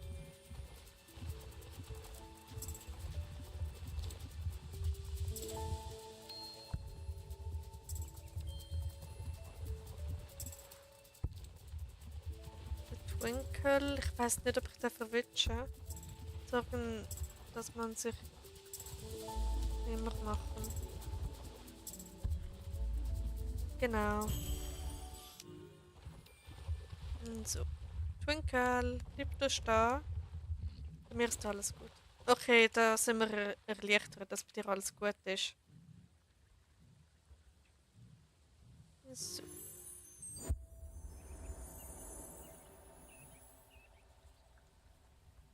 Okay, dann kann ich das Rennen abgeben und dann noch ein normales Whale-Rennen. Und ja. Moment, ich habe noch 5 Gartenpulver. Das geht. Oh, das ist die grosse Tasche, ja, perfekt.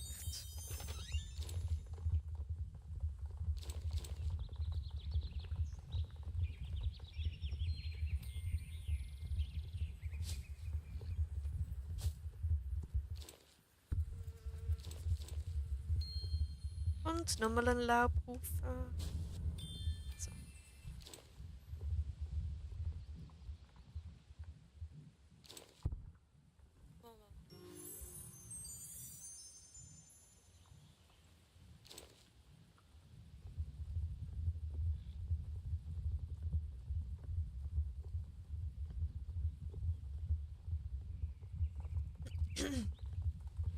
So.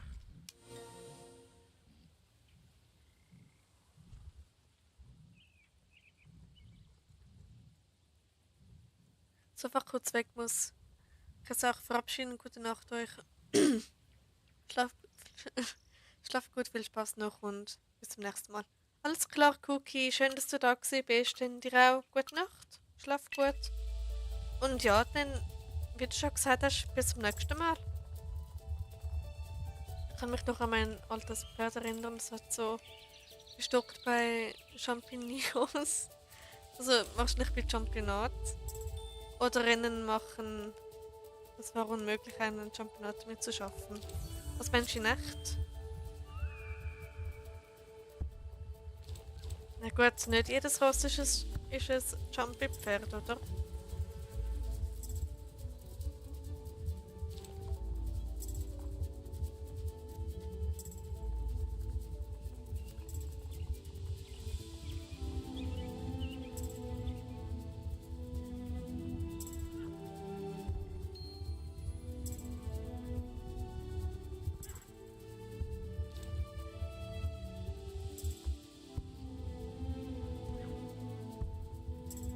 Oh mein Gott, iPad.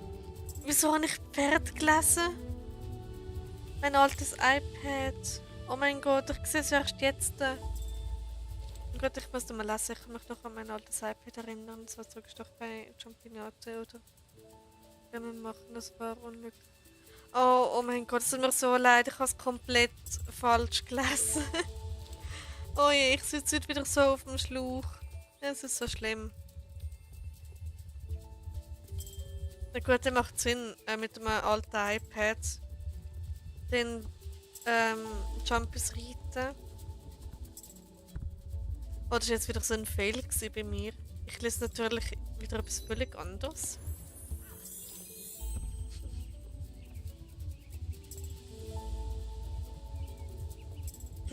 Alles gut. Okay.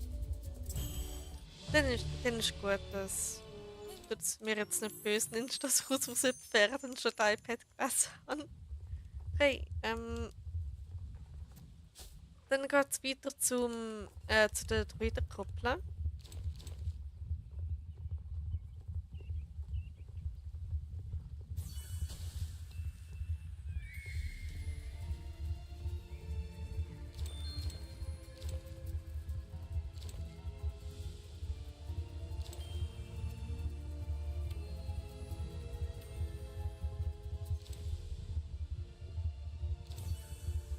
Mal schauen, ob der Grassland da ist. Grassland, bist du da irgendwo? Ne, ich sehe ihn gerade. Obwohl. Ist er da unten gewesen? Nein, da ist niemand. Okay. Mal schauen, ob es etwas zum Machen gibt. Nein, ich glaube, ich mache das nicht. Nachher zu WLDLC, oder? Genau, zum WLDLC. Ich mache Spurwechsel, das ist einfach.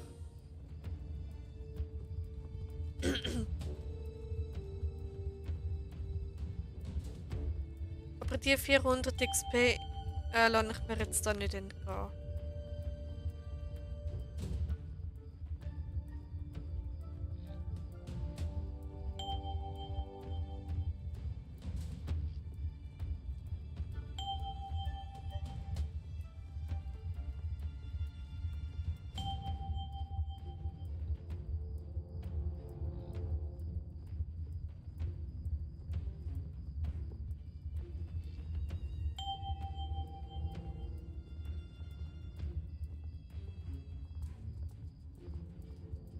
Ich habe in den letzten Wochen, also in den letzten 7 Tagen, so brutal viel Pizza gegessen.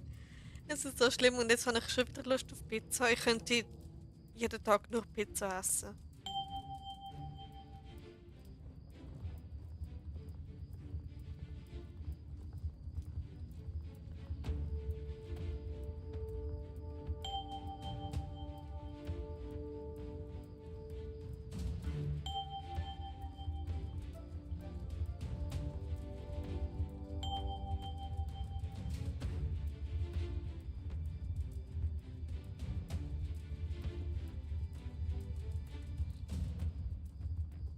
So wäre das gemacht. Perfekt. Dann ab zum Welldelsee. Gerade auf meinen Tag, da hatte ich jeden Lust auf Pommes. Oh, Pommes sind aber auch fein. Habe ich erst gerade heute gehabt. Ja, es gibt so Phasen, wo man. Nicht Village. Es gibt so Phasen, wo man wirklich irgendwie 3 Wochen lang das gleiche am Stück könnte essen.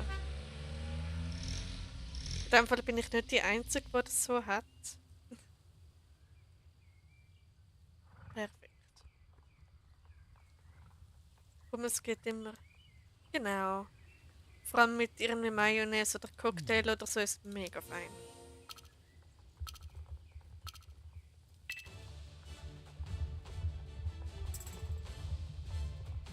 Oder was auch mega fein ist, Pommes mit Zwiebelsauce und Bratwurst. Und ich habe erst gerade letztens essen, so fein gewesen. Dann irgendwie ist es ein bisschen komisch, aber so aufgeweichte Pommes sind auch voll gut. Lass mal einen Rennmaus Pommes. Och jö, ein Rennmüsli namens Pommes. Oh, wie süß. Okay, wir sind allgemein richtig herzig. Oder nur eine, die Pommes heißt.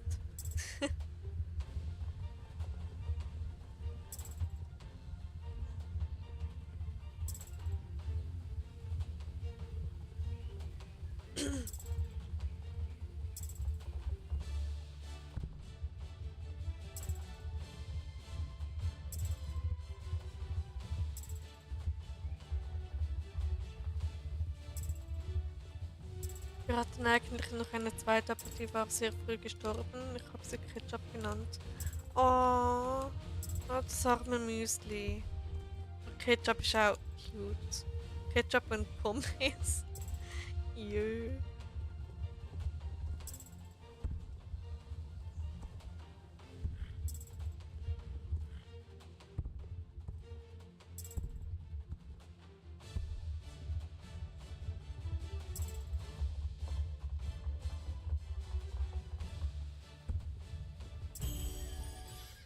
Okay, dann noch das andere Rennen da. Wenn wieder Wind.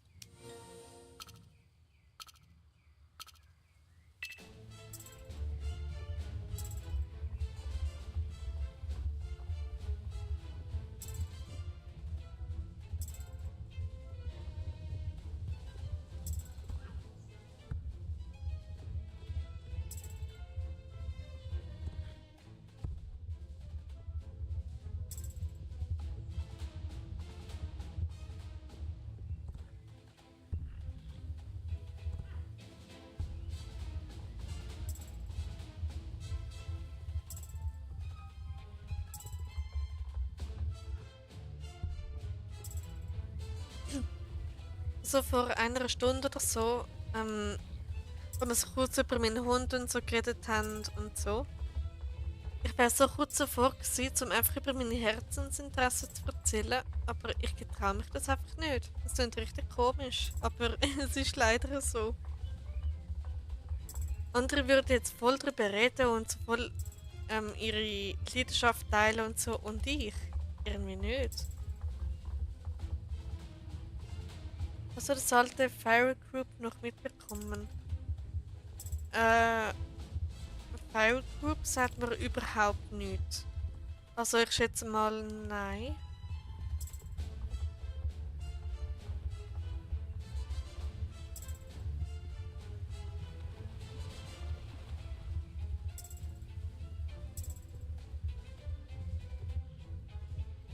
So. Sorry. Ah, Wildale. Hast du das alte Wild noch mitbekommen? Nein, leider nicht. Ich habe es verpasst. Ich weiss nicht, der Ladebildschirm war vom neuen Wildale Jumpy, wo ich angefangen habe mit SSO. Also ich glaube, ich bin einen Monat spät oder so gewesen. Genau.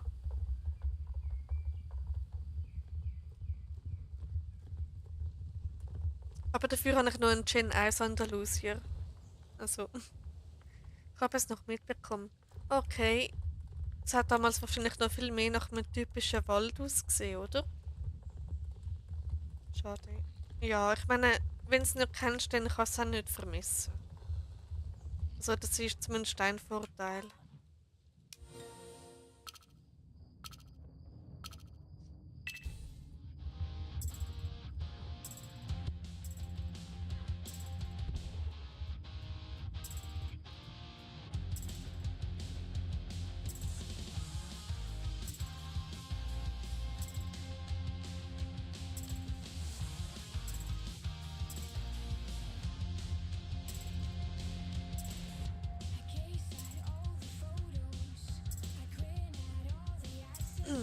Sollte ich so märchenhaft.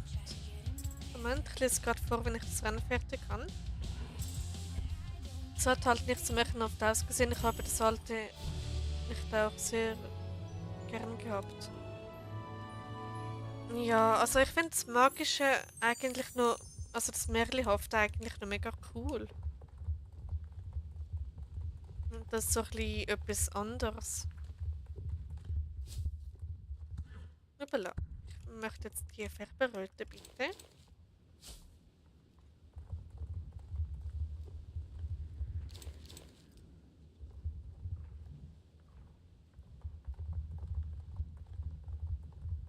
Genau, ich wollte noch schauen, bis wenn es mein Lieblingsrestaurant offen hat. Dann kann ich dort noch bestellen.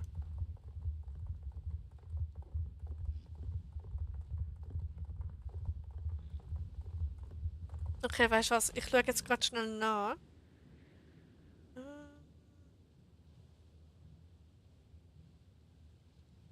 Moment.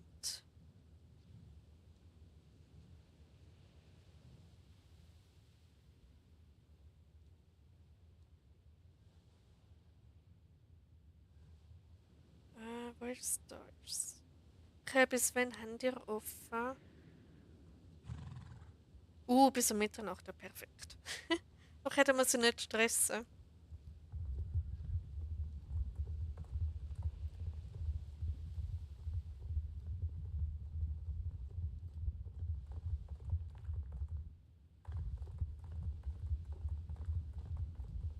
Ich habe eigentlich heute die ganze Zeit irgendwie Sonntag oder so, oder allgemein Wochenende.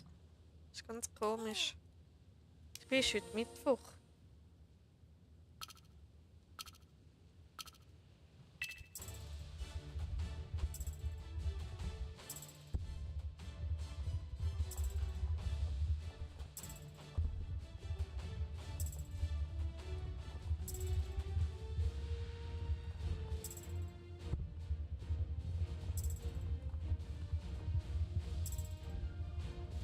Das kriege ich dann auch Lust auf Pizza. Okay, wir können ruhig noch ein bisschen mehr über Pizza reden. So der feine Teig und der Belag. Nein. Haben wir schon mal über Lieblingspizzas geredet? Also von der Dori weiss ich es, glaub's. Oder ich glaube, es ist eine Pizza Hawaii oder so, hat sie mega gern. Und ja.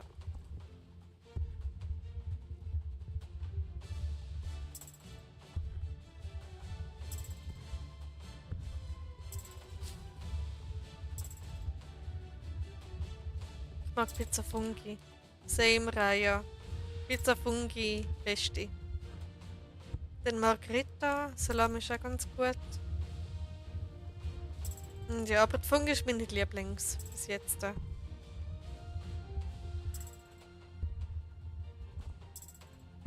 Ich glaube, das Lieblingspizza Hawaii. Nein. Fungi.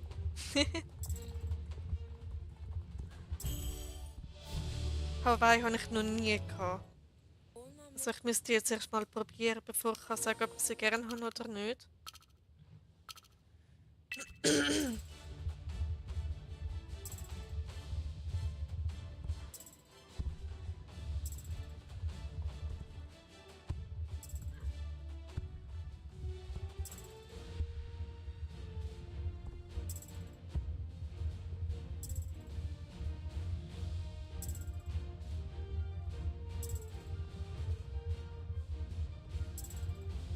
Das stimmt, hast verwechselt.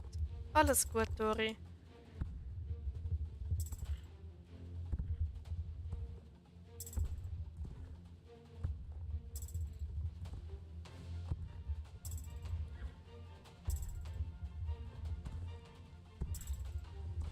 Aber also mit euch beiden macht es richtig Spaß, zum da streamen. Genau.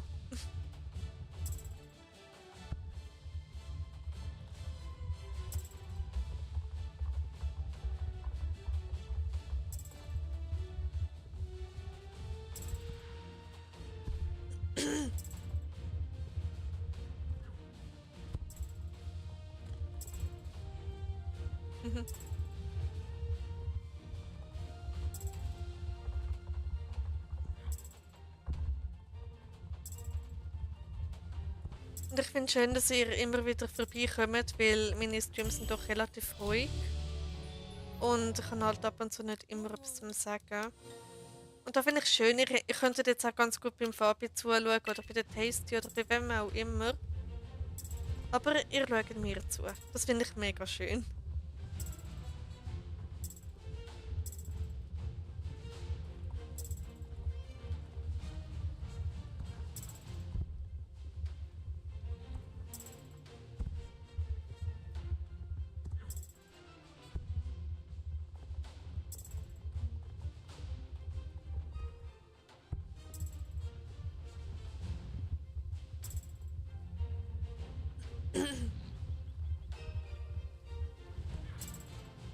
weiß nicht, aber Farbe betrifft nicht meinen Stil.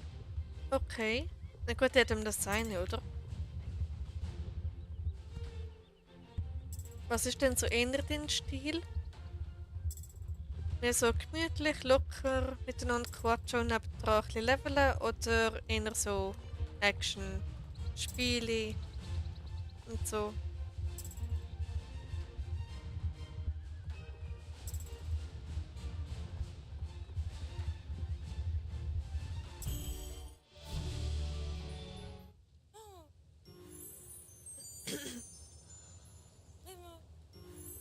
Genau. Ach komm, es langt nicht wegen dem Level up. Super. Also ab zu der Station Range. Im Fabian habe ich vorgestern noch kurz mitgemacht, dort wo er Farbwoche blau hatte, also blaue Outfits bewerten. Stimmt, er macht jetzt Farbwoche. Ich glaube, heute ist grün dran, gestern schwarz oder so.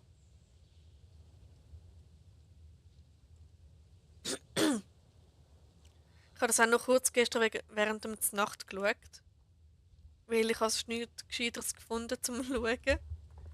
Und ja, ich schaue manchmal YouTube oder eine Serie oder so während der Nacht. Und so Gameplay, so kleine Wolke 25.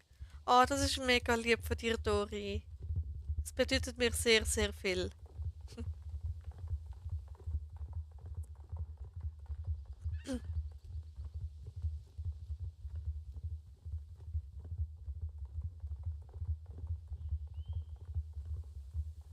Okay. Ich schaue heute gerne in Menschen rein, um zu sehen, wie sie so sind und mir ist Fabi ein wenig zu kitschig. Okay, zu kitschig, das... Okay. Äh, na gut, deine Meinung, oder? Also ich finde ihn jetzt noch gut und ja. Und wo ich das Druidentraining gemacht habe für den Runenläufer, Moment, verrate ich nicht so noch, habe ich wirklich jeden Morgen während dem Druidentraining habe ich immer seine Streams vom Vorabend geschaut. Es war wirklich, ich bin dann unter den Top 0,1% Fans gsi oder wo ihn am meisten geschaut haben. Es ist so krass gsi. Aber ja. Ich habe auch nur ein einziges Mal bei ihm in den Chat geschrieben. Und sonst bin ich da dann nicht aktiv dabei.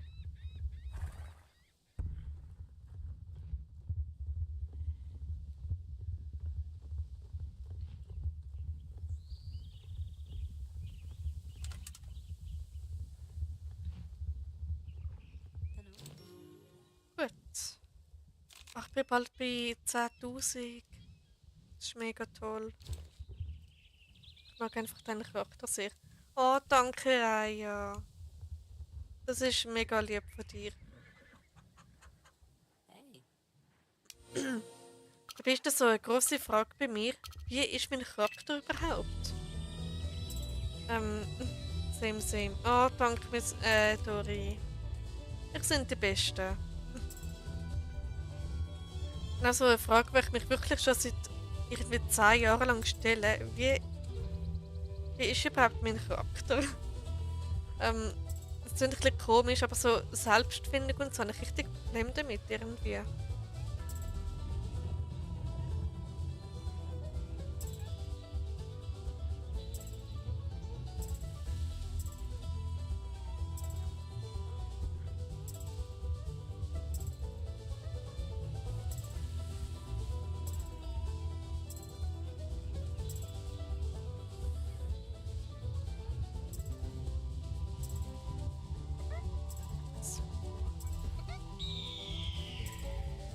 Ist auch noch speziell da mit dem Adlergeräusch. Erinnert mich an ein anderes Spiel, das ich mal sehr gerne gespielt habe.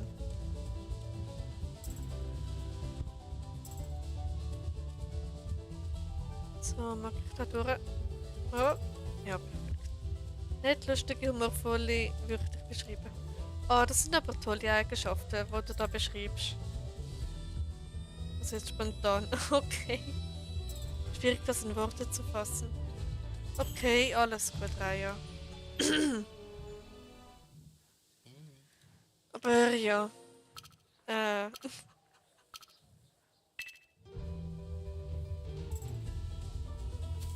ups, so komm.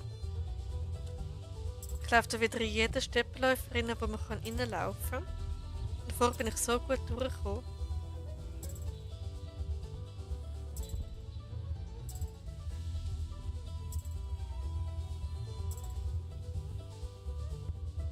Also ich sage es jetzt mal so offen, weil ich bei diesem Thema allgemein sehr offen bin. Es kann sein, also eben es kann sein, aber es muss nicht sein, dass ich eventuell eine Entwicklungsstörung habe. Oder auch so mit Herzensinteresse und so daherkommt. Und da werde ich dann eine Abklärung machen, ob ich das wirklich kann, bevor ich behaupte, dass ich es kann, weil Selbstdiagnose ist nie gut. Und ja, das Tumor und Coolheit auf deiner ganz eigenen Art. Oh, das ist lieb.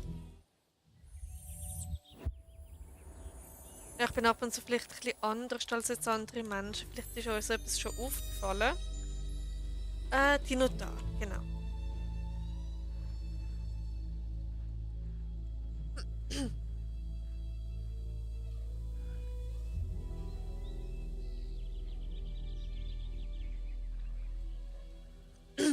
Same. Du auch. Bist du auch nicht so wie jeder Zweite gefühlt? So Autismus oder so in der Art. Genau, ja. Schon meine Mutter hat früher jemanden den Verdacht gehabt, also wirklich schon in meiner Kindheit, dass ich vielleicht Autismus hätte. Aber ich werde es dann nicht mit der Diagnose umwerfen, weil ich habe die noch nicht. Oder kann sie gar nicht haben, je nachdem. Da lag Platz. Ja, weil einige, also eigentlich viele Sachen dann darauf hinweisen. Und da werde ich dann mal so ein Screening machen, also so einen kurzen Fragebogen. Ja. Und genau. Ich habe dich gut verstanden, selber Autistin ist diagnostiziert. Ah, wirklich? Wie cool. Also wie cool. Entschuldigung. Wie war denn der Ablauf gewesen? Musst du das MRT oder CT machen oder so? Also ich will die Abklärung unbedingt machen. Weil es würde so viel erklären. Und es würde mir auch helfen, mich selber zu verstehen. Aber ich will es nicht selbst diagnostizieren. Weil, ja, dann ist man einfach enttäuscht am Ende, wenn man es nicht hat. Das ist ein bisschen doof, aber ja. Aber ich habe dafür etwas anderes, was diagnostiziert ist und das ist jetzt nicht so lustig eigentlich. Also psychisch meine ich jetzt nicht. Körperlich habe ich zum Glück nichts. Ja.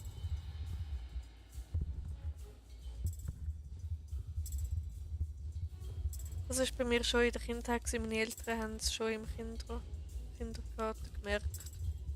Okay. Ja, ich weiss nicht so, dass meine Mutter die Abklärung nie hat wollen machen bei mir. Weißt du, wie das dann abläuft?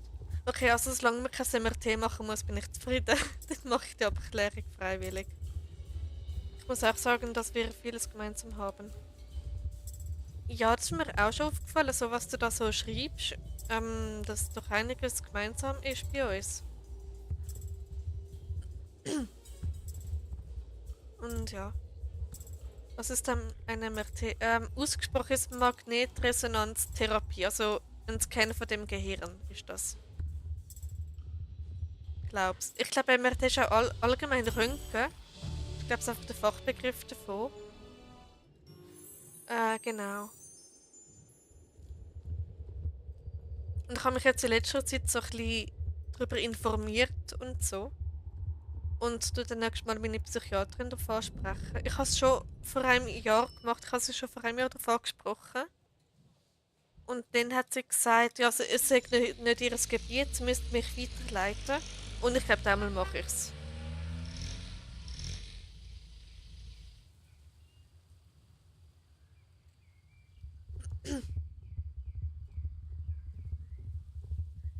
Aber ich am besten einfach schnell ein Screening machen. Also ein Screening ist so ein kurzer Fragebogen, um können sehen, ist es abklärungsbedürftig oder nicht. Und so etwas würde ich gerne mal machen. Vielleicht kann meine Psychiaterin das sogar, vielleicht auch nicht. Dann mal schauen.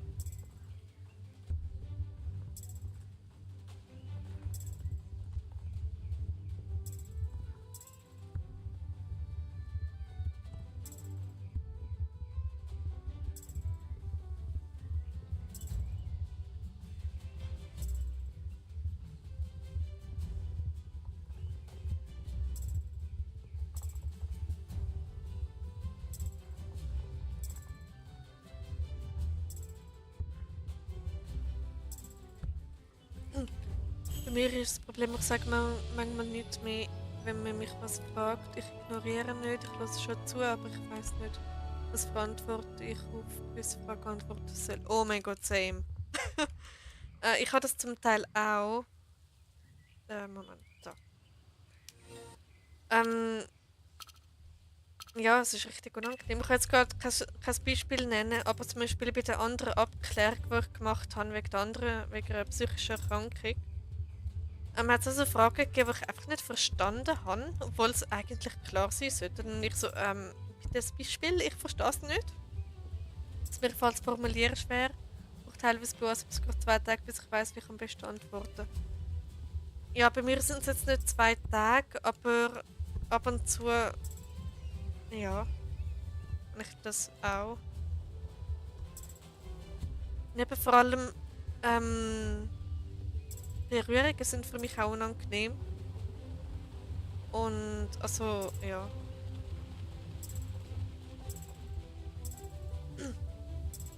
Und ich vertraue anderen einfach viel, viel zu schnell, was dann durchaus schon ausgenutzt worden ist. Und im Smalltalk bin ich auch überhaupt nicht gut. Aber nur bei langen Texten. Okay. Gut, meistens tue ich dann auch einfach schnell nicht draufklicken bei WhatsApp, sondern überlege einfach zuerst, was ich schreiben könnte. Und ja.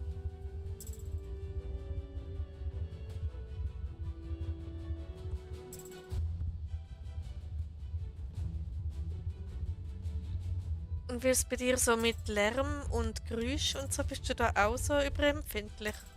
Also zum Beispiel, ich habe extrem Mühe, wenn irgendeine Umgebungsgeräusche sind, sei es irgendwie die Straße oder ein Restaurant oder so.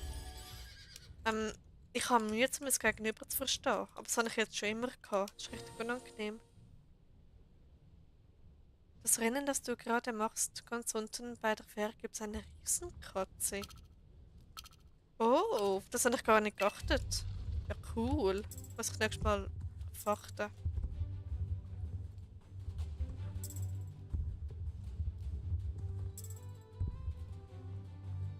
Also ich würde jetzt nicht sagen, dass ich wirklich autistisch bin, aber ich habe jetzt eigentlich nur den Verdacht. Also, es kann sein, dass ich es nicht habe und einfach nur hochsensibel bin, was ich aber weiß, dass ich das zumindest bin.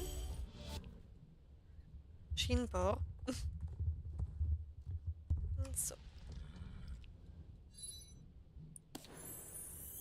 Okay, wäre das auch schon wieder gemacht. Ich mag auch keine lauten Geräusche, also Feuerwerkknallen von... Oh mein Gott, ja. Von einem Ballon, ich hasse das. Wenn andere auf so Geburtstagspartys haben dann absichtlich zum Platzen gebracht und... Boah, vergiss es, ich mach da den Pfau. Habe ich auch erst jetzt gesehen. Okay, da muss ich wirklich mal drauf achten, das ist noch lustig. Also ich hätte jetzt im Kantor oder im Trab mal zum Einsiedler, dass du dann auch nachkommst, ja. Genau.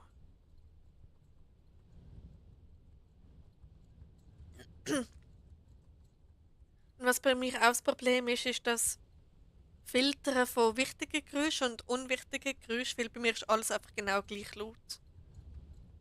Und ja, also eigentlich kann ich gerne in Restaurant wegen dem feinen Essen, aber wiederum verstehe ich dem das Gegenüber fast nicht.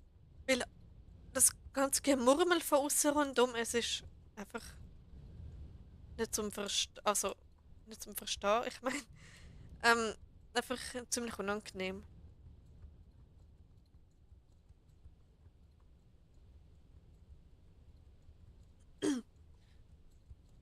Und Feuerwehr kann ich jetzt eher verschreckter Amix, obwohl ich genau weiß, dass passiert. Zum Beispiel an Silvester mal bin ich, oder auch 1. August. Ja, okay, das ist da. Gut. Können wir da ein bisschen mehr Gas geben?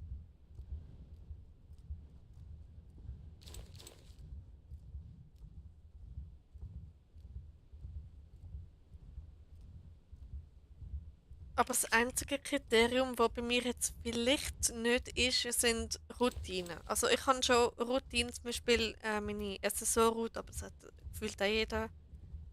Aber die Route darf bei mir nicht durcheinander kommen, weil sonst bin ich komplett verwirrt. Genau, und ich muss dann auch immer in bestimmte Reihenfolgen annehmen. Und das ist euch vielleicht auch mal aufgefallen, ich nehme ab und zu Rennen von unten an und dann arbeite ich mich so nach oben und bei einigen von oben nach unten. Genau. Ich rate mal, dass das vielleicht auch dazu gehört, zu so einer Routine. Same. Oh, du auch, du machst das auch rein, ja. Da haben wir wirklich sehr viele Gemeinsamkeiten. Das ist unglaublich, hätte ich gar nicht gedacht. Okay, es wird aufs neue Rennstrecke. Ah. So, red nicht so viel. Meine Güte.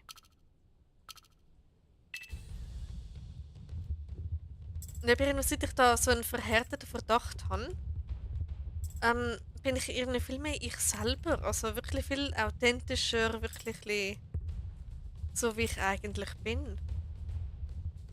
Und ich verstelle mich eigentlich sehr oft in den Streams oder teils auch in den Videos. Oder auch wenn irgendjemand bei mir zu Besuch ist, weil die Leute kennen mich nicht anders. Und ich halt mich ständig verstellt habe. Und ja, und jetzt plötzlich anders sein, ist halt schon ein bisschen schwierig. Jubela. Nein! Ach komm, ist ein Schattenfehl. Hätte es jetzt müssen sein.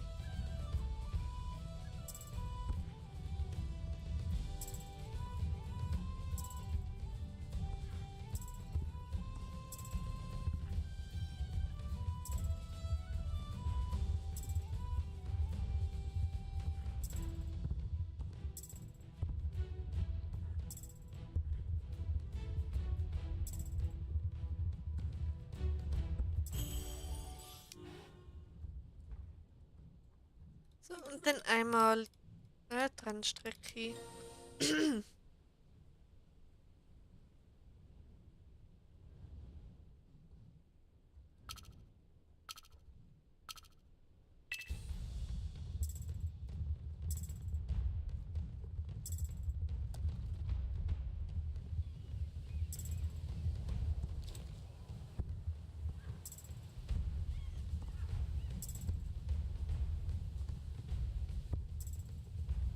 Genau. Und was mich noch würde interessieren, also wenn Dori da jetzt auch noch dabei ist, weil mir zeigt es durch einen Zuschauer an, sind Spezialinteressen. Also etwas, wo man wirklich sich komplett drin verliert, alles oder einen Wissensdrang hat über das Thema. Und ja, und allgemein. Irgendwie jeder Doku oder so über Autismus ist das kein Thema gewesen mit Spezialinteresse. Und das finde ich schade, weil ich finde, das ist ein mega angenehmes Thema eigentlich. Und ja, ich war früher viel scheuer als heute. Ja, ich bin früher auch mega schüch gewesen. Vor allem so, ja, äh, Gold. Aber eben, eigentlich lustig, dass ich nach all dem YouTube mache und streame. Aber ja, also ich getraue mich nach wie vor nicht bei anderen Streamer in den Chat schreiben. Ähm, ja. Oder Kommentar verfassen kann ich auch nicht. Oder nur in sehr, sehr seltenen Fällen. Genau.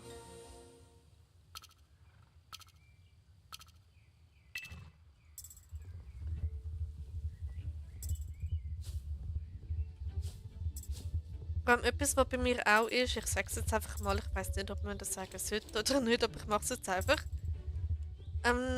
Also meine Spezialinteressen ist Zeichnen, Filme machen oder auch animieren. Oh, das ist cool. Also weißt du sehr, sehr viel drüber und du kannst da eintauchen für Stunden und alles rundum ausblenden. Weil das wäre ein Spezialinteresse. Also ich habe meine Spezialinteressen bis jetzt einfach Herzensinteresse genannt, weil ich noch keine Diagnose habe. Und darum mit so Begriff lieber ein bisschen vorsichtig bin. Aber ich nenne es einfach Spezialinteresse. Vielleicht ist das ein bisschen ein bekannterer Begriff als Herzensinteresse. Genau, also meine Spezialinteresse früher war eindeutig Herr der Ringe und Hobbit. Ich habe da echt alles darüber gewusst. Ich habe Sachen gesammelt, ich habe mir die grössten Legos gewünscht von Herr der Ringe, einfach nur damit ich eine Lego-Figur von dort habe, was nur in einem grossen Set gegeben hat, weil ich an alle 9 Hauptcharaktere beieinander haben als Lego. Und ja. Und jetzt gleiche mit meiner jetzigen Spezialinteresse. Da bin ich aber nach wie vor ziemlich schüch, wenn es so geht, darum geht, um drüber reden.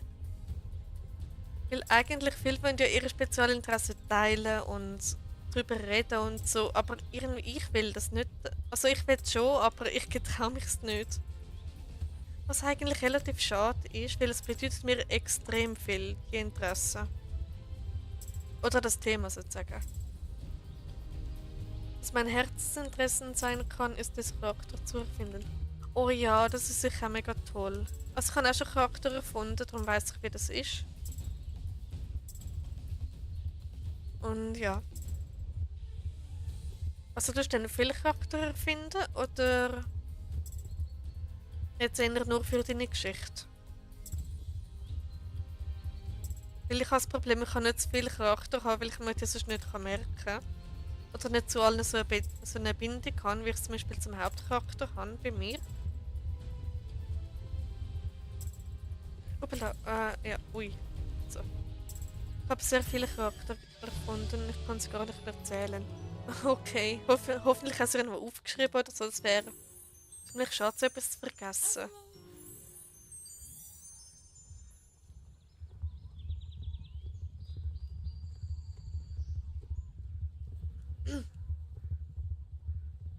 Okay, Morgana, wo da der ganze umeinander steht.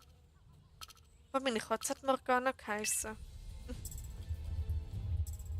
Das Zeichnen kann ich sie halt wirklich erschaffen und notieren. Stimmt. Das ist eine coole Kombination. So Charakter finden und können zeichnen.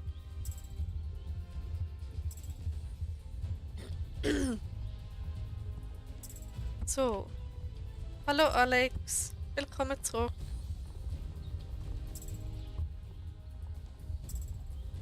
Hab was aufgenommen. Okay, super. Vielleicht, wo deine Situation erklärst oder was genau. Upala, no? Bei mir, Moment, ich tue schnell das Rennen pausieren, ich kann dort nicht beides. Bei mir ist meine Spezialinteresse so, also 2019, da bin ich mega in Flow. Oh, in Flow ist toll eigentlich. Meine beste Freundin beim Hinweg von der Schule in der Pause und beim Rückweg nur mit Essen so voll gequatscht. Ui, in dem Fall ist dein Spezialinteresse Essen so. Das ist auch noch cool. Was Interesse an einer Fire Show? Wie meinst du das, Alex? So Fire Show in SSO oder wie?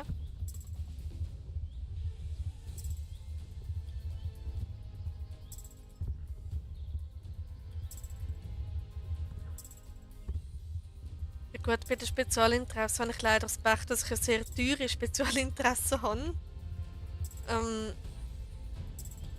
Vielleicht sieht ihr gerade gar nichts.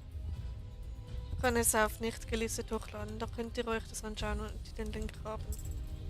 Ja, genau. Also ich habe auch jede Menge Videos auf nicht gelistet, also an dem ist jetzt nichts falsch.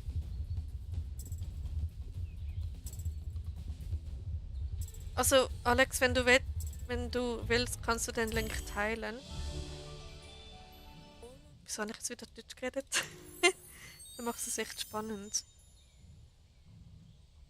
Ja, also es ist wirklich ein teures Spezialinteresse. Und ich tue so immer so ein bisschen um den heißen Brei herumreden, ich weiß, aber wenn ich heute zurückschaue, denke ich mir, wie nervig das gewesen sein muss, für sie 24 nur über so zu reden. Aber ich kann das so nachvollziehen. Ich habe früher auch nur über bestimmte Themen können reden. Ich habe Feedback bekommen. Einmal, du nervst damit. Und zweitens, das zweite Feedback ist, ich finde es traurig, dass du nur über das kannst reden.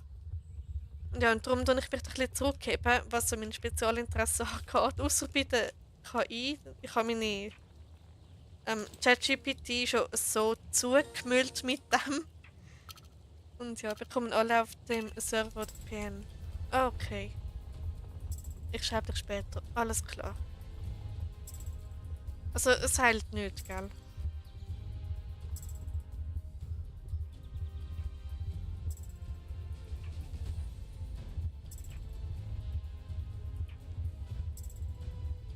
Genau, also ich habe so einiges gelernt, was so anders sein anbelangt. Zum Beispiel, ich habe gelernt, zum einfach durchheben. Sei es zum Beispiel jetzt irgendwie bei lauten Geräuschen habe ich einfach gelernt, zum da durchheben, bis es vorbei ist. Und das ist echt anstrengend. Aber jetzt, wo ich es vielleicht mehr kann verstehen, kann ich jetzt mehr auf mich achten und auf meinen Körper hören. Wenn das halt gerade aus der Situation raus, dann würde ich das auch machen. So, ja.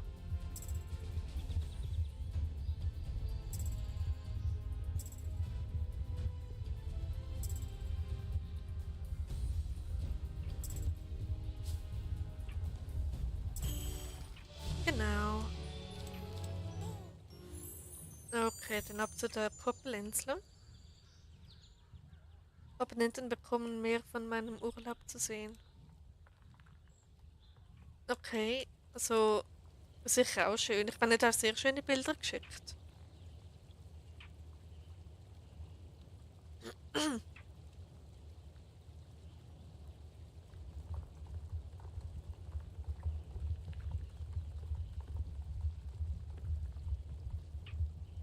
So, etwas zum Sammeln?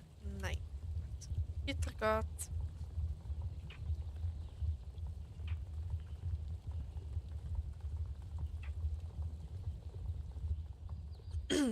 Ja, kommt noch mehr. Okay, da sicher noch Bilder von der Pyramide, oder? Oder warte, Sphinx gibt's ja auch. Ist die auch in Ägypten?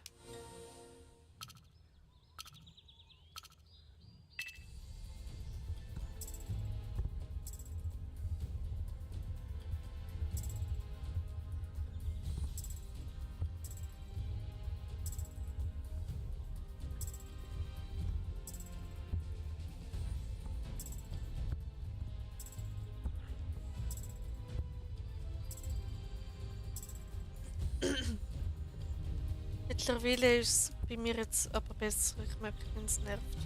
Okay, das ist gut, weil ja, dann hast du dann vielleicht gelernt, damit umzugehen und das ist doch gut. Pyramiden, Sphinx und auch Tempel. Tempel. Nice. Klingt echt spannend. Ich bin dann gespannt auf die Fotos.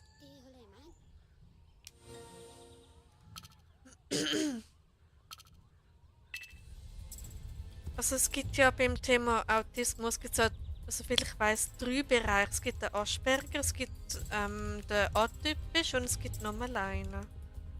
Welcher das ist, weiß ich jetzt grad gar nicht mehr. Also wenn wir jetzt schon drüber reden.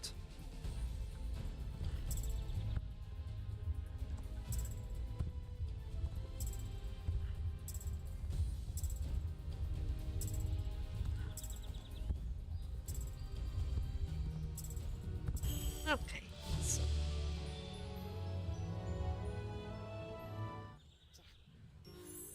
Dann noch das andere Rennen da hinten beim Onkel Bob, oder wie er heißt. Genau, Onkel Bob. Kürbislieferung an den Jurkstall. Oh, mein Akku. Oh no! Kein Akku mehr, Alex. Das ist wirklich. 4%. Und dann aber schnell abgeladen.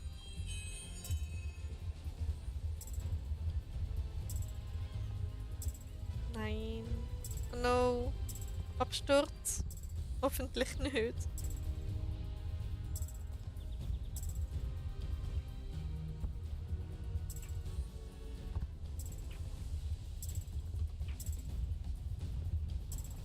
Nur schnell flitzen, Alex, ab zur Ladestation, genau. Okay, bis später. Bis später, Alex.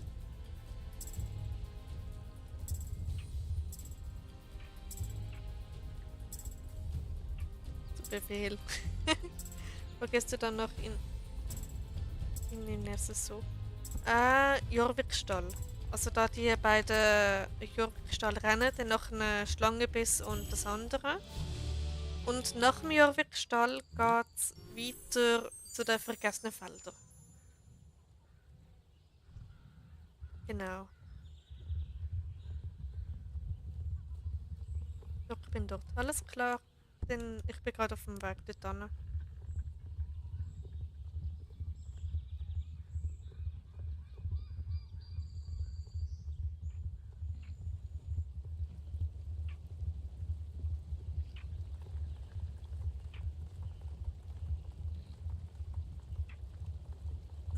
Also glaubt mir, irgendwann schaffe ich es, über meine Spezialinteressen zu reden. Vielleicht sogar noch heute. Mal schauen, ob ich mich das getraue. Und sonst vielleicht morgen oder so. Mal schauen. So, da wäre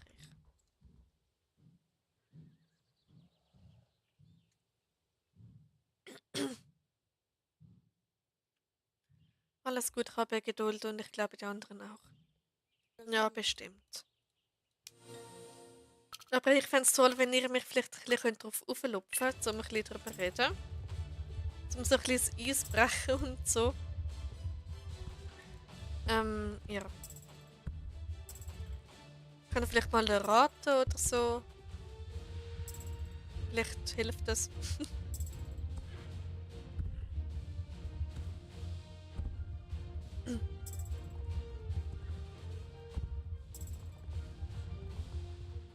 Genau, nach dem Stream soll ich noch auf Server 17 wechseln.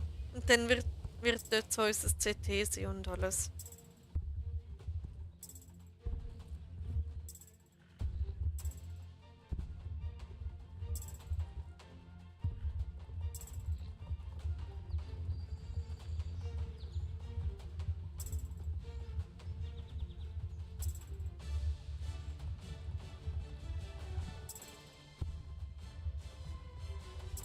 Ich gucke mal nach, wie heißt der Hund, den du heißt.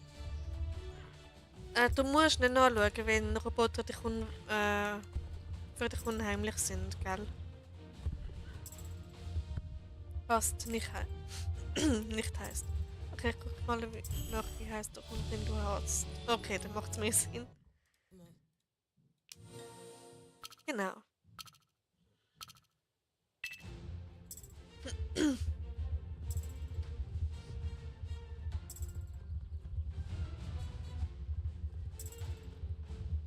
Ich habe ihn gestern schon gefunden. Okay. Also, gell, du musst dich dann nicht mit einem Thema beschäftigen, das dir Angst macht. Das musst du auf gar keinen Fall. Bin kurz weg. Alles klar, ja.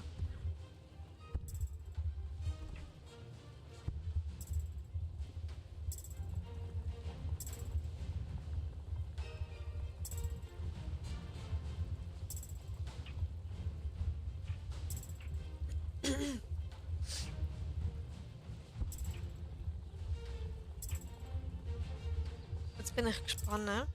Weil es wäre so toll, wenn ich einfach über das Thema könnte reden. Ohne Hemmungen. Das wäre so toll. Aber ich getraue mich das nicht. Vor irgendwie 1,5 Stunden, das hätte ich es fast gemacht. Aber eben, ja.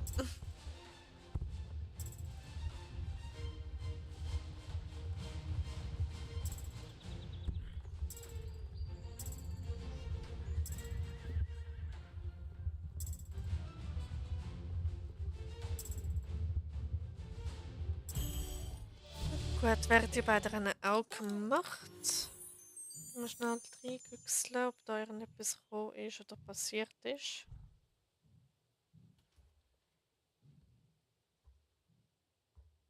Okay, das ist krass. Mein Short ist ja explodiert. Ich hätte gar nicht gedacht, dass jetzt über mein bestes Video bisher, seit ich wieder angefangen habe mit YouTube. Das ist lässig.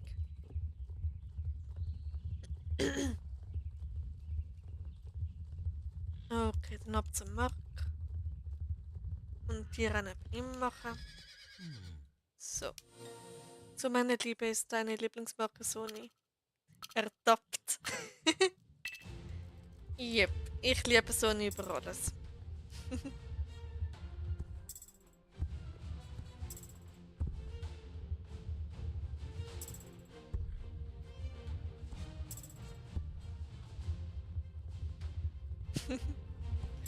Genau, jetzt hast du herausgefunden. Genau, also meine Spezialinteresse ist Sony. Das ist vielleicht ein bisschen komisch, aber ist es so. Genau, also seit dem 20. Mai dieses Jahr. Also relativ neu. Ich habe jetzt toll Profi. Es ist jetzt ein bisschen einfach zum Musik finden, muss ich zugeben.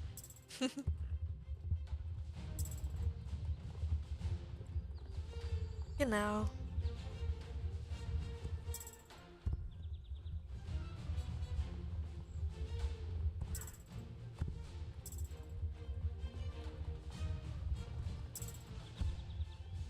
Und jetzt ist die Katze aus dem Sack und ich hätte trotzdem nicht drüber. Es ist so typisch. Genau.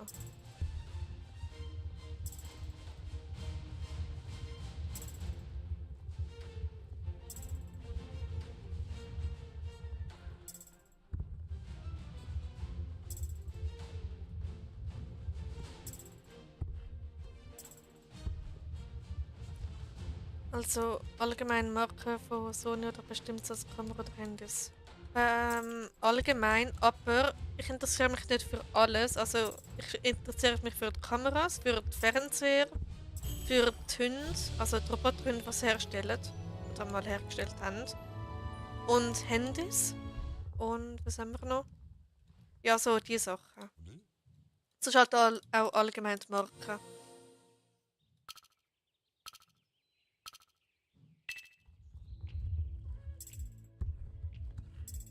Ja, also ich sammle auch allgemein Infos über Sony. Zum Beispiel Gründungsjahr oder gar der Gründungstag weiß ich. Die Gründer selber weiß ich der eine. Denn ich weiß, was Bravia bedeutet. Ich weiß wo oder so einiges über die Xperia-Reihe. Und ja.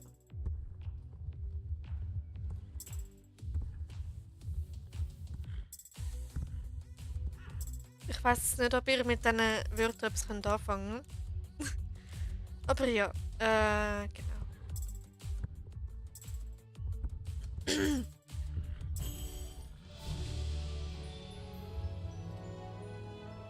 Warte, lass mich raten, du hast ja mal gesagt, dass im Beruf etwas mit Kamera zu tun hat. Ist also deine Kamera auch von Sony? Yep, meine Kamera ist aus der Alpha-Serie. 6700 habe ich. Eigentlich nicht so, habe ich heute trotzdem zu. Okay, genau.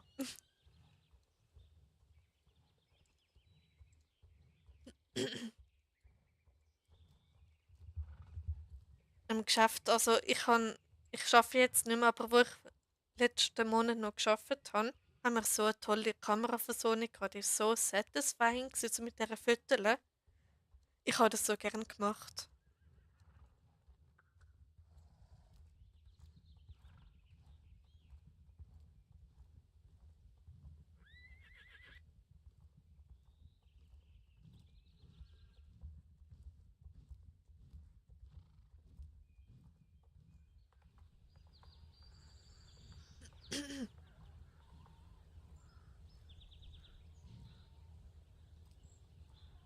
Genau. Also vergessene Felder. Los geht's. Die vergessenen Felder. Genau, und ich überlege mir, die Kamera jetzt auch zu posten, aber die ist halt nicht so billig und ich habe eben schon eine ganz moderne, also eigentlich die neueste aktuell, aus der APS-C-Sensorreihe. Und ja, aber die wäre halt schon cool. So, Elli, bist du da gerade irgendwo? Perfekt. Dann könnt ihr jetzt Stunden nur über meine Spezialinteressen reden. Aber ja, so einen Flow kann man leider nicht erzwingen. Der passiert einfach, äh, wenn alles andere stimmt.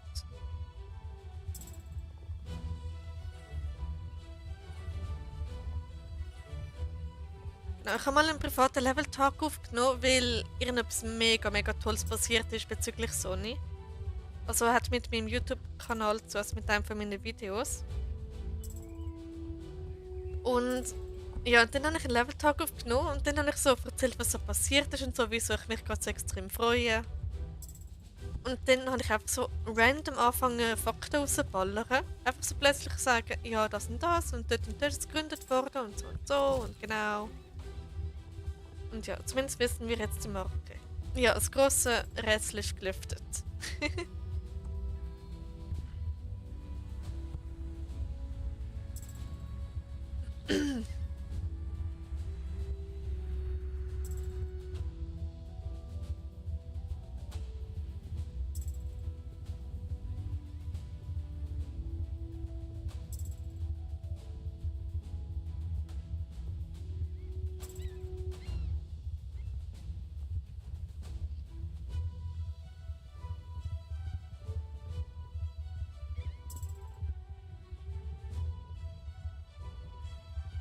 Genau, also wenn ihr wollt, dass ich einfach random anfange, einfach reden und also wenn ich mal nicht weiss, was rede, fände ich es toll, wenn ihr irgendwie etwas von Sony etwas würdet schreiben, damit das so ein bisschen das Eis bricht.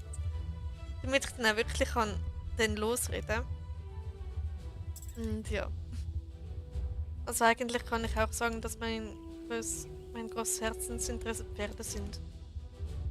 Uppala, ja, kann durchaus sein. Also wenn es mehr ist als das Lieblingstier, dann kann es durchaus ein Herzensinteresse sein.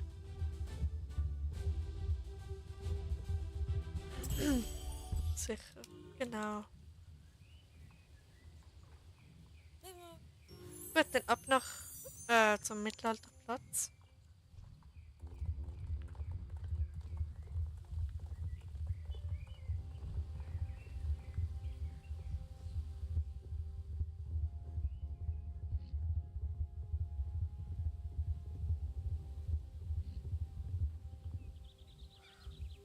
So. Okay, es ist bald 10, ich habe noch 2 Stunden Zeit, um meine Pizza zu bestellen. Das da.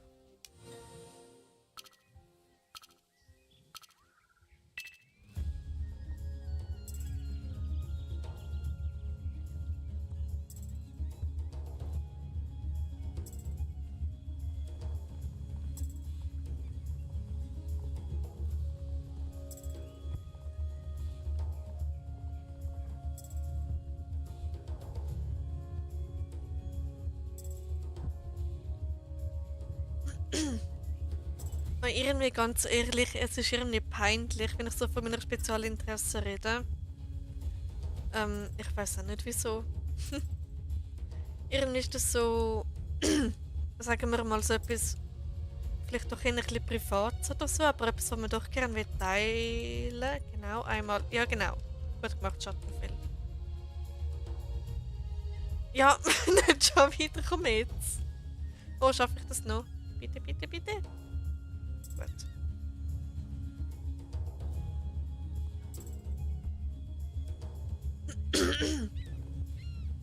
Genau. Ich weiß jetzt nicht mehr, über was ich vorgeredet habe. Okay, der Schattenfell ist Level 11, aber ich mache das Level up dann erst nach dem Rennen.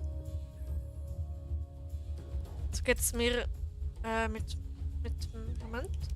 So geht es mir mit meinen Zeichnungen. Ich möchte sie gerne teilen, aber irgendwie finde ich es auch. Es ist etwas für einen selbst. Ja, man muss nicht alles teilen, aber wenn man das Bedürfnis hat zum Teilen, dann kann man es durchaus machen, wenn man sich getraut. Also ich habe jetzt doch wirklich irgendwie 10 Streams gebraucht, bis ich irgendwie getraut habe, das ein bisschen zu erwähnen. Und ja. Und auch trotzdem getraue ich mich nicht, Fakten rauszuhauen, wo ich eigentlich auch gerne würde teilen. Und ja. Aber was kann helfen, wäre zum Beispiel ein privater Instagram-Account und dort dann so tun, als ob eine Person des öffentlichen Lebens wärst. Dabei bist du die Einzige, die das sieht, oder du kannst kontrollieren, wer es sieht. So mache ich das zum Beispiel auch. Genau.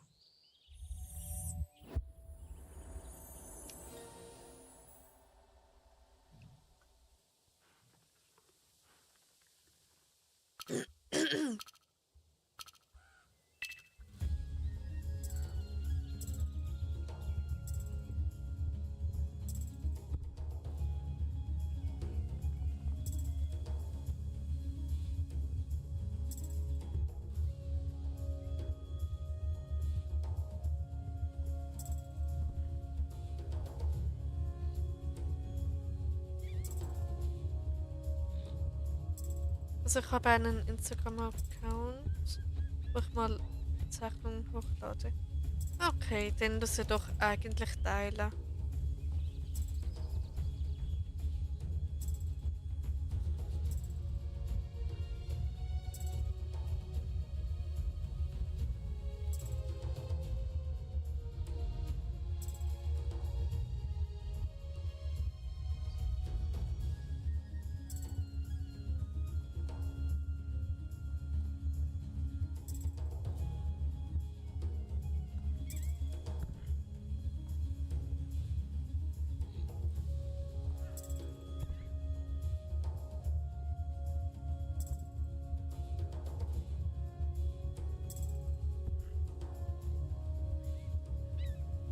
Genau.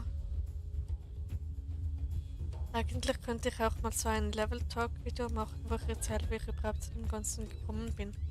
Also ich würde es schauen, Raya. Mich würde es interessieren.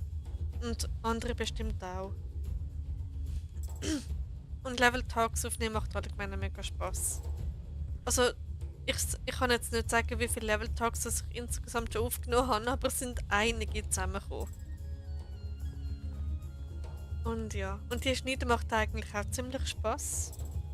Also die meisten Level-Talks, die bei mir privat sind, sind uncut, also so wie es sind, so wie ich es aufgenommen habe, ohne irgendeinen Schnitt oder so. Und die auf YouTube, die ja, machst du es aus dem Kopf. Ja, bei mir ist alles komplett spontan, auch meine Level-Talks. Ich rede einfach drauf los, alles, was mir in den Sinn kommt. Manchmal habe ich vielleicht das Thema, manchmal nicht. Und ja, meine Level-Talks gehen meistens so zwischen 1 Stunde und 4 Stunden. Ich glaube, mein längster geht sogar 4,5 Stunden. Dort habe ich einfach nur gelevelt und einfach nur geredet. Und es macht also so Spaß.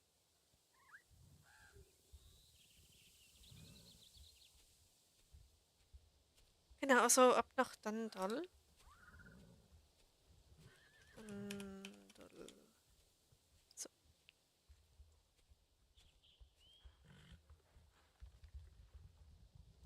krass.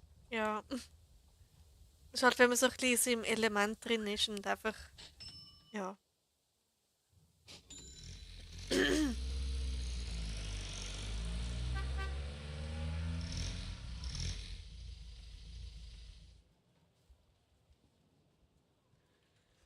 Okay, wir könnten einen Level Talk machen, wo ich nebenbei zeichne, das wäre mal was Neues. Ja, das wäre eine coole Idee. Ja, also das Hobby mit dem Level Talk, nur nennt man es dann einfach wahrscheinlich anders. Vielleicht Zeichnet-Talk oder so. Und ich knüpfe ja gern und da habe ich mal ein kabelloses Headset gehabt, also ich habe es immer noch, aber nicht in Betrieb. Und dann bin ich einfach damit an den Tisch, habe dort geknüpft und dabei einfach geredet und das aufgenommen. Und ja, also etwas kann man auch gut machen.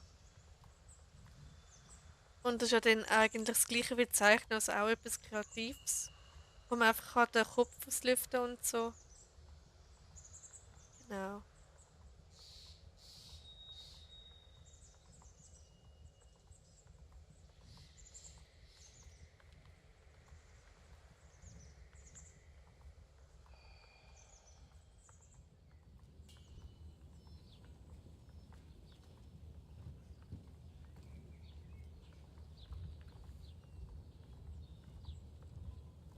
Mein Apple Pencil ist immer noch verschwunden.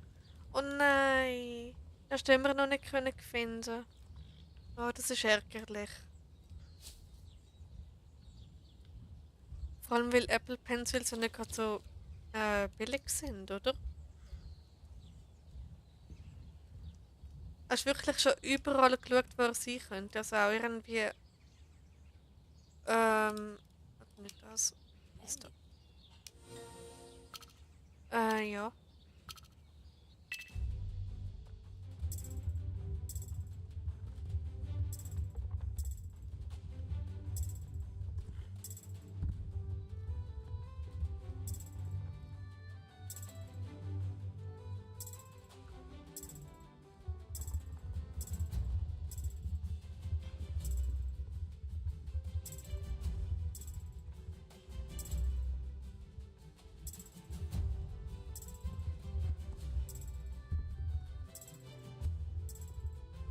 Ich habe den ganzen Schrank ausgeräumt.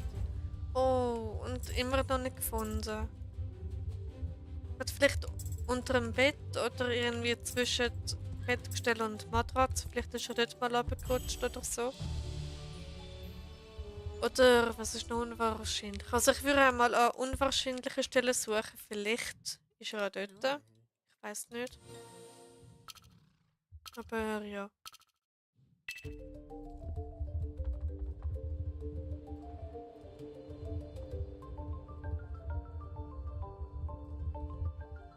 Am Montag ist mir was plötzlich passiert. Ich tue immer einen Moment, kann schnell passieren. Ich tue immer, wenn ich heimkomme, die Post leer und habe es mit zur Haustür genommen und draussen auf den Stuhl gelegt. Ich habe es dann aber vergessen, mit reinzunehmen. Oh nein!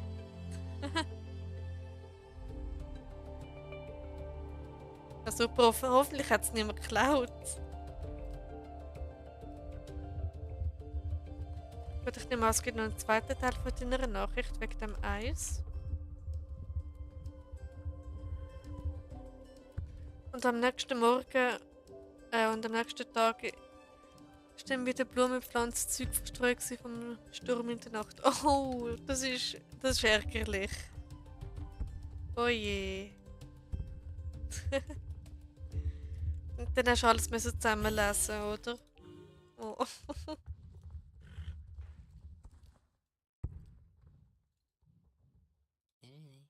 Okay.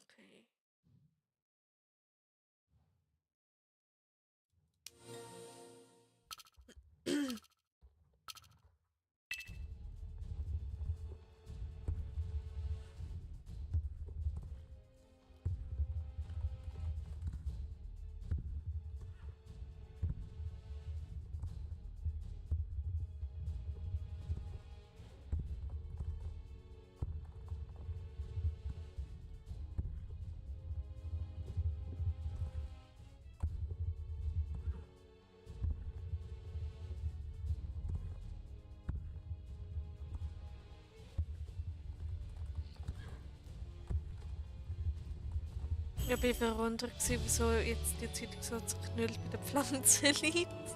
Oh. Dann ist das so zerknüllt worden durch den ganzen Sturm. Oh je. Aber an alles reingenommen. Okay, das ist doch schon mal gut. Weiß jemand, wie man eine Figur, die man erfunden hat, schützen kann, sodass sie keiner klauen kann? Das weiß ich jetzt leider nicht. Also Copyright-Zeugs. Aber da habe ich keine Ahnung, wie man das macht, Raya.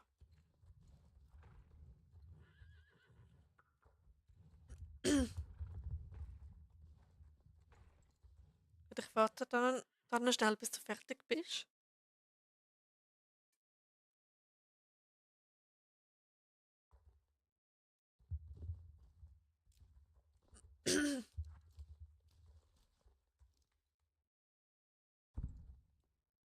Ich finde das Ross mega, mega schön. Hoppala. Ähm, okay. Was gibt's so Tolles mit dem Nachthimmel? Mega schön. Okay, weiter geht's.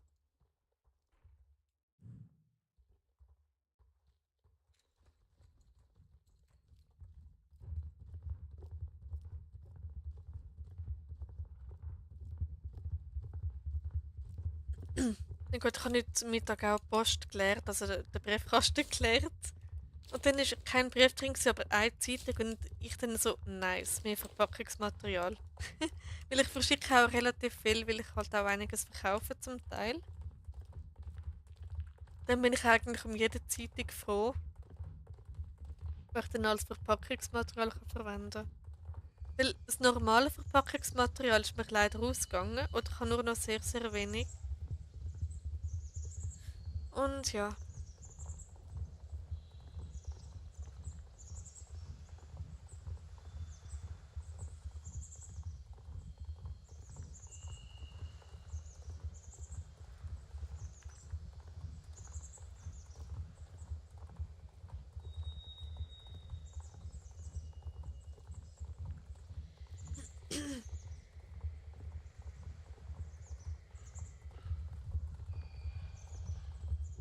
okay.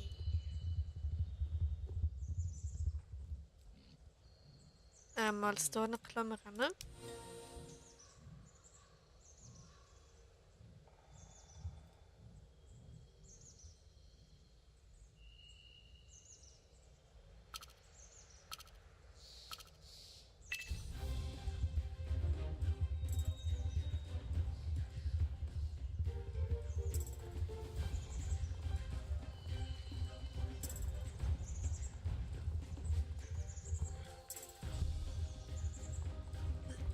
Jetzt habe ich wieder einfach nichts zum Erzählen.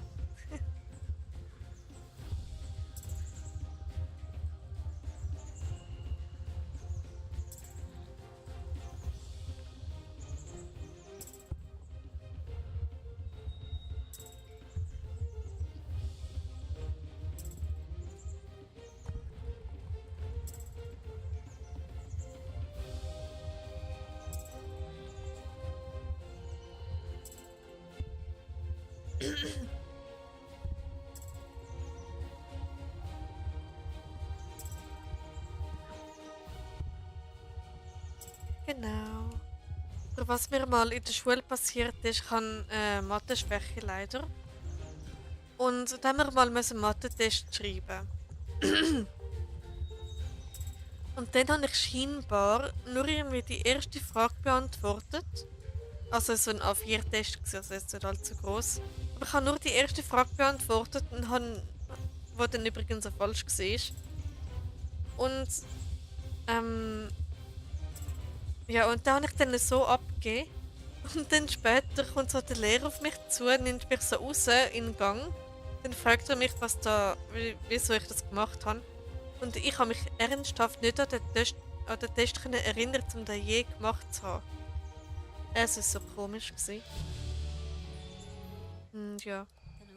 Und dir ist das auch passiert, Raya? Bin ich doch nicht die Einzige. Wir können ja mal ein kleines, kurzes Short zusammen machen. Können wir gerne machen. Also ich habe leider keine Ahnung von Shorts, aber ich kann sie mal versuchen. Dann können wir mal beide aufnehmen und dann so ein Short draus machen.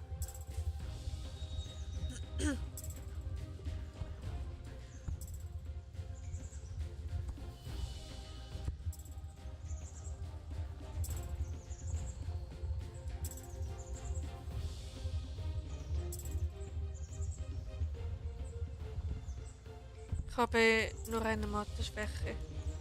Ja, ich auch. Wir haben so brutal viel Gemeinsamkeit. Ich kann eine Geschichte ausdenken, die dann durchaus ein bisschen brutal sein könnte. Dann haben wir beide eine Mathe-Schwäche. Und ja, das ist krass. Ich hätte nicht gedacht, dass es da so jemanden gibt, der so viel teilt mit mir.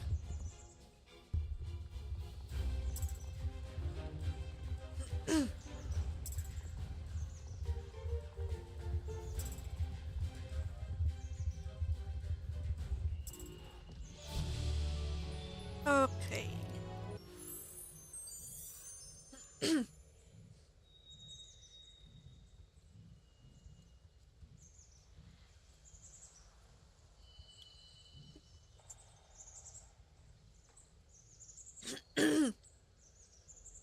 bei mir umgekehrt durch meinen Autismus Zahlen begeistert.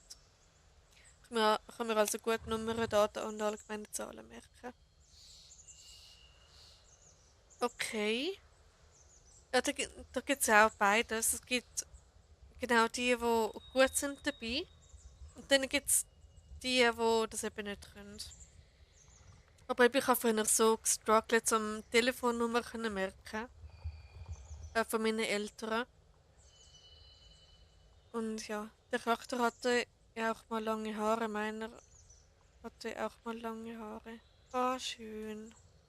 Natürlich nicht alles, aber so Autokennzeichen, Nummern, USW-Termin und Klimatiszeug. Okay, das ist interessant.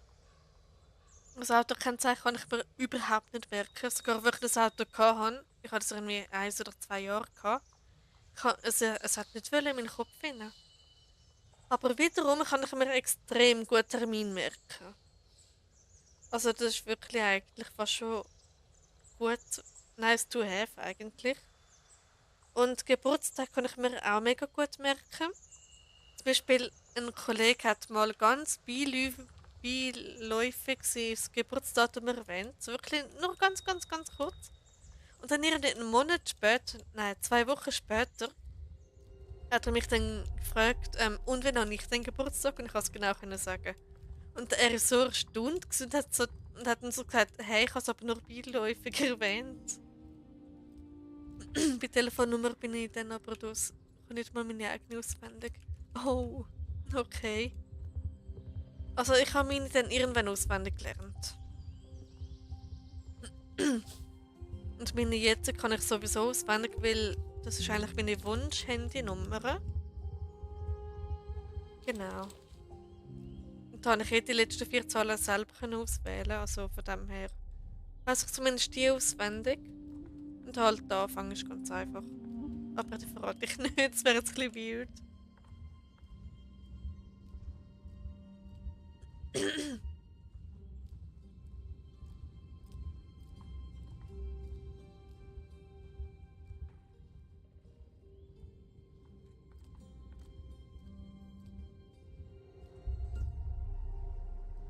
Gut, was bei mir eben auch war, ist früher, ich hatte eine verzögerte Sprachentwicklung.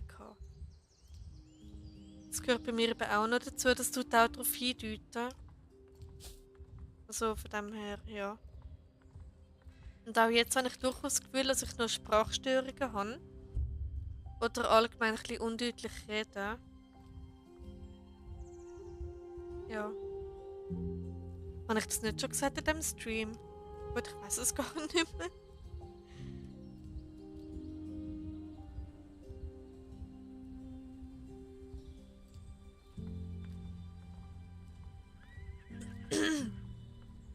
Okay. Ranger Wildniswanne.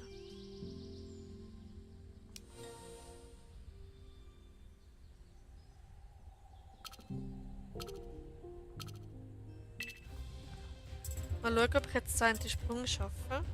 Also ich finde, du redest deutlich, ich verstehe dich gut.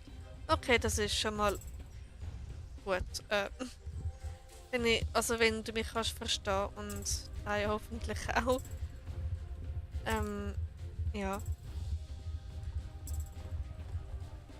Ups. Ich finde zum Beispiel auch das Rot aufblinken, wenn man einen Sprung nicht schafft, finde ich so unangenehm.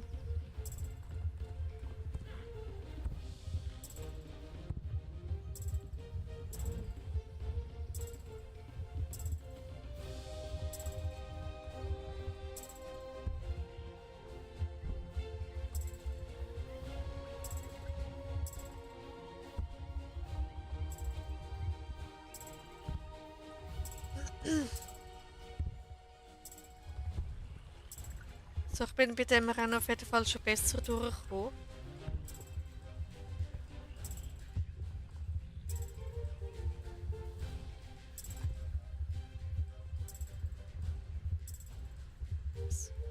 Jetzt hat es wieder kurz gelegt. Schreibt teilweise ein paar Wörter extra im Zürcher Dialekt. Okay, alles gut. Also Thurgauer Dialekt verstehe ich auch. Moment, was nehme ich den an? Das da wieder. Ja, aber vielleicht einige Wörter, die speziell für euren Dialekt sind und vielleicht ein Zürcher oder Zürcher nicht unbedingt versteht.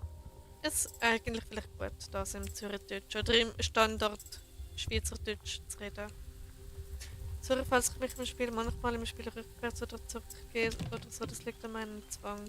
Alles gut, Raya.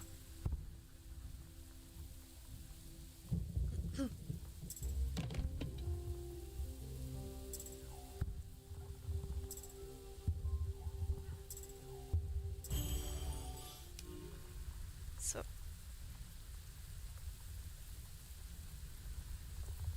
Ist aber eigentlich auch noch mega gemütlich so mit dem Regen, wenn es mal nicht reshade ist.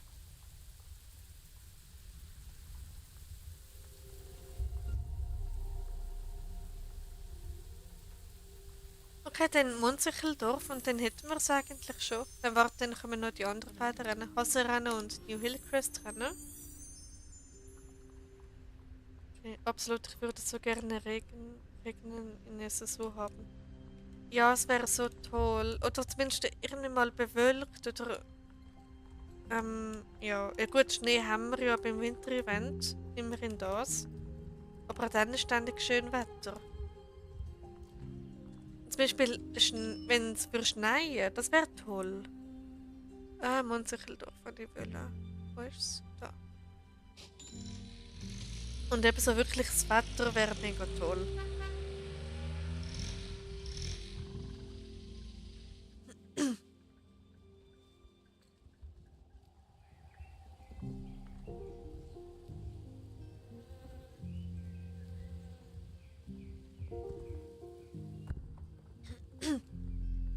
Ich habe mal Bilder als Winterwaffen so bearbeitet mit Schnee. Oh, wie schön. Und wenn wir es von Schnee haben, kann ja da tolle Reshade. Hoffentlich läuft da alles. Ich habe mir da einen geholt, der ist so extrem schön. Ich ihn jetzt gefunden. So, ich glaube, ich sehe ihn jetzt gerade nicht. Ich hoffe, es läuft da alles. Wenn ich da jetzt schnell Szene wechsle, müsst ihr mal das anschauen. Ich finde es so schön. Und jetzt schnell es eigentlich in es so. Genau. Das ist mein Upela. Nein, bitte. Oh. Ich finde den mega, mega toll. Ja, ich wechsle da gescheiter wieder reden, bevor noch etwas passiert. So. Jetzt habe ich kurz Blackscreen, jetzt ist wieder alles so, wie es sein sollte. Perfekt. Ich hau den Shader wieder raus. Weil es leckt ganz leicht, aber es geht eigentlich so schon alles. Perfekt, jetzt ist wieder alles so wie vorher.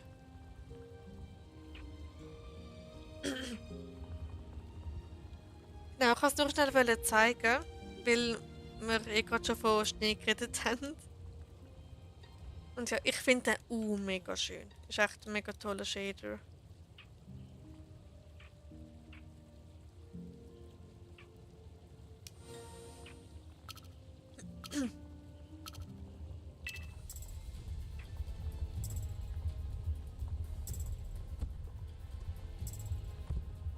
Vielleicht hat es da sogar noch einen Archäologiespot. Mal schauen. Ja, der ist nicht aktiv. Da ist ein aktiv. Moment, ich das schnell. Wo sind wir? Da habe ich ihn getroffen. Nein, habe ich nicht. Egal. Aber er ist in der Nähe.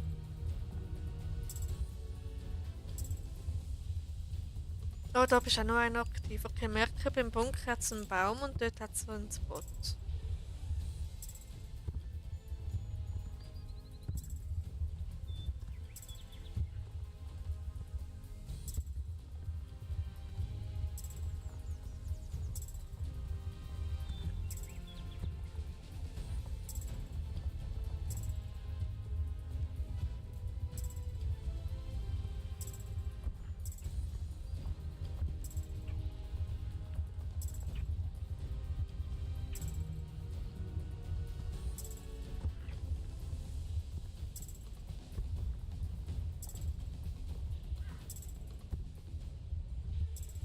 Okay, dann kann ich schnell die beiden Spots holen. der Archäologie. So. Also dahinter irgendwie ist der gsi. Oh, da hat sie nochmal eine. Cool.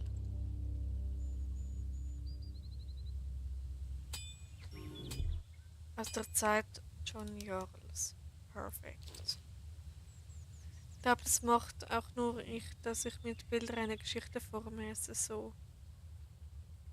Ähm, ja, wahrscheinlich in SSO gibt bestimmt noch jemanden, der das macht. Aber ich tue auch anhand von einem Spiel ganze Geschichten formen. Und dann auch mit Screenshots und alles. Also, was ich mache, da eigentlich fast schon Roleplay, kann man so sagen. Nur halt in einem anderen Spiel, also.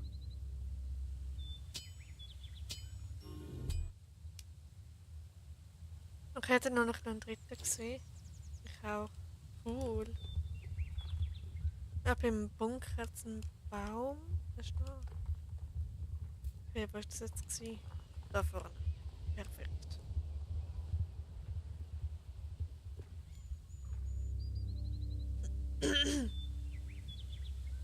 Zum Beispiel Timbers Ausbruch.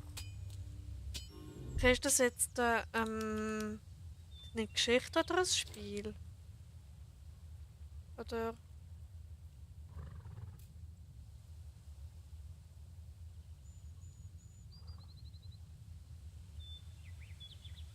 Okay. Wir müssen da schnell etwas anderes nachwechseln. Was ist ein Pferdenest so? Okay, spannend. Nee, ich gar nicht gewusst.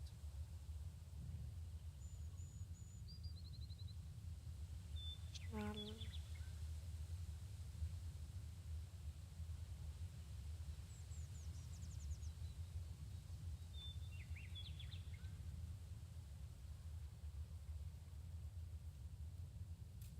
Okay. Ähm, es ist doch schon bald 10:30, ist unglaublich. Eigentlich heißt doch Tin im Spiel. Ah, okay.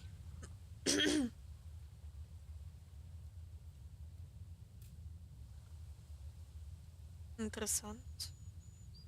Also in meiner Geschichte kommen keine Tiere vor, sondern nur Menschen. Und auch dort irgendwie in so ein paar beiläufig, sagt man, beilaufende Charakter. Ähm, genau. Aber die haben dann kein weiteres Dings. Die existieren einfach, weil es wichtig sind für die Story. Mehr oder weniger. Und ja.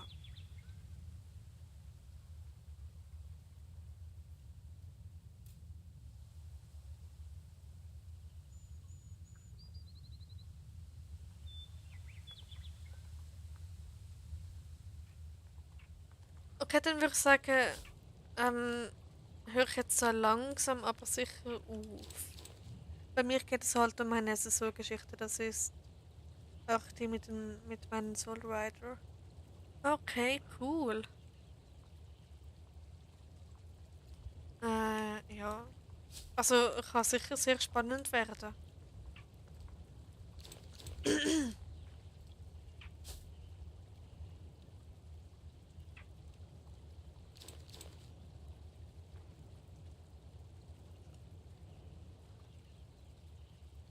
Ich glaube, es sind wieder nur wir beide drin rein, ja. Ähm, ja.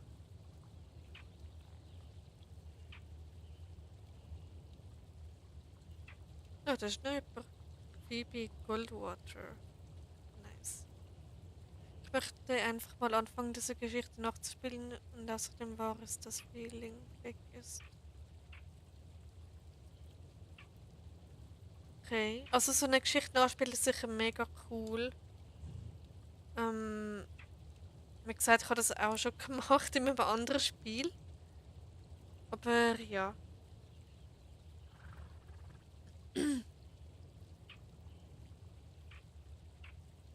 Genau. Gut, 22, 30, das. Nein. Okay, dann gehe ich mal nach Moorland.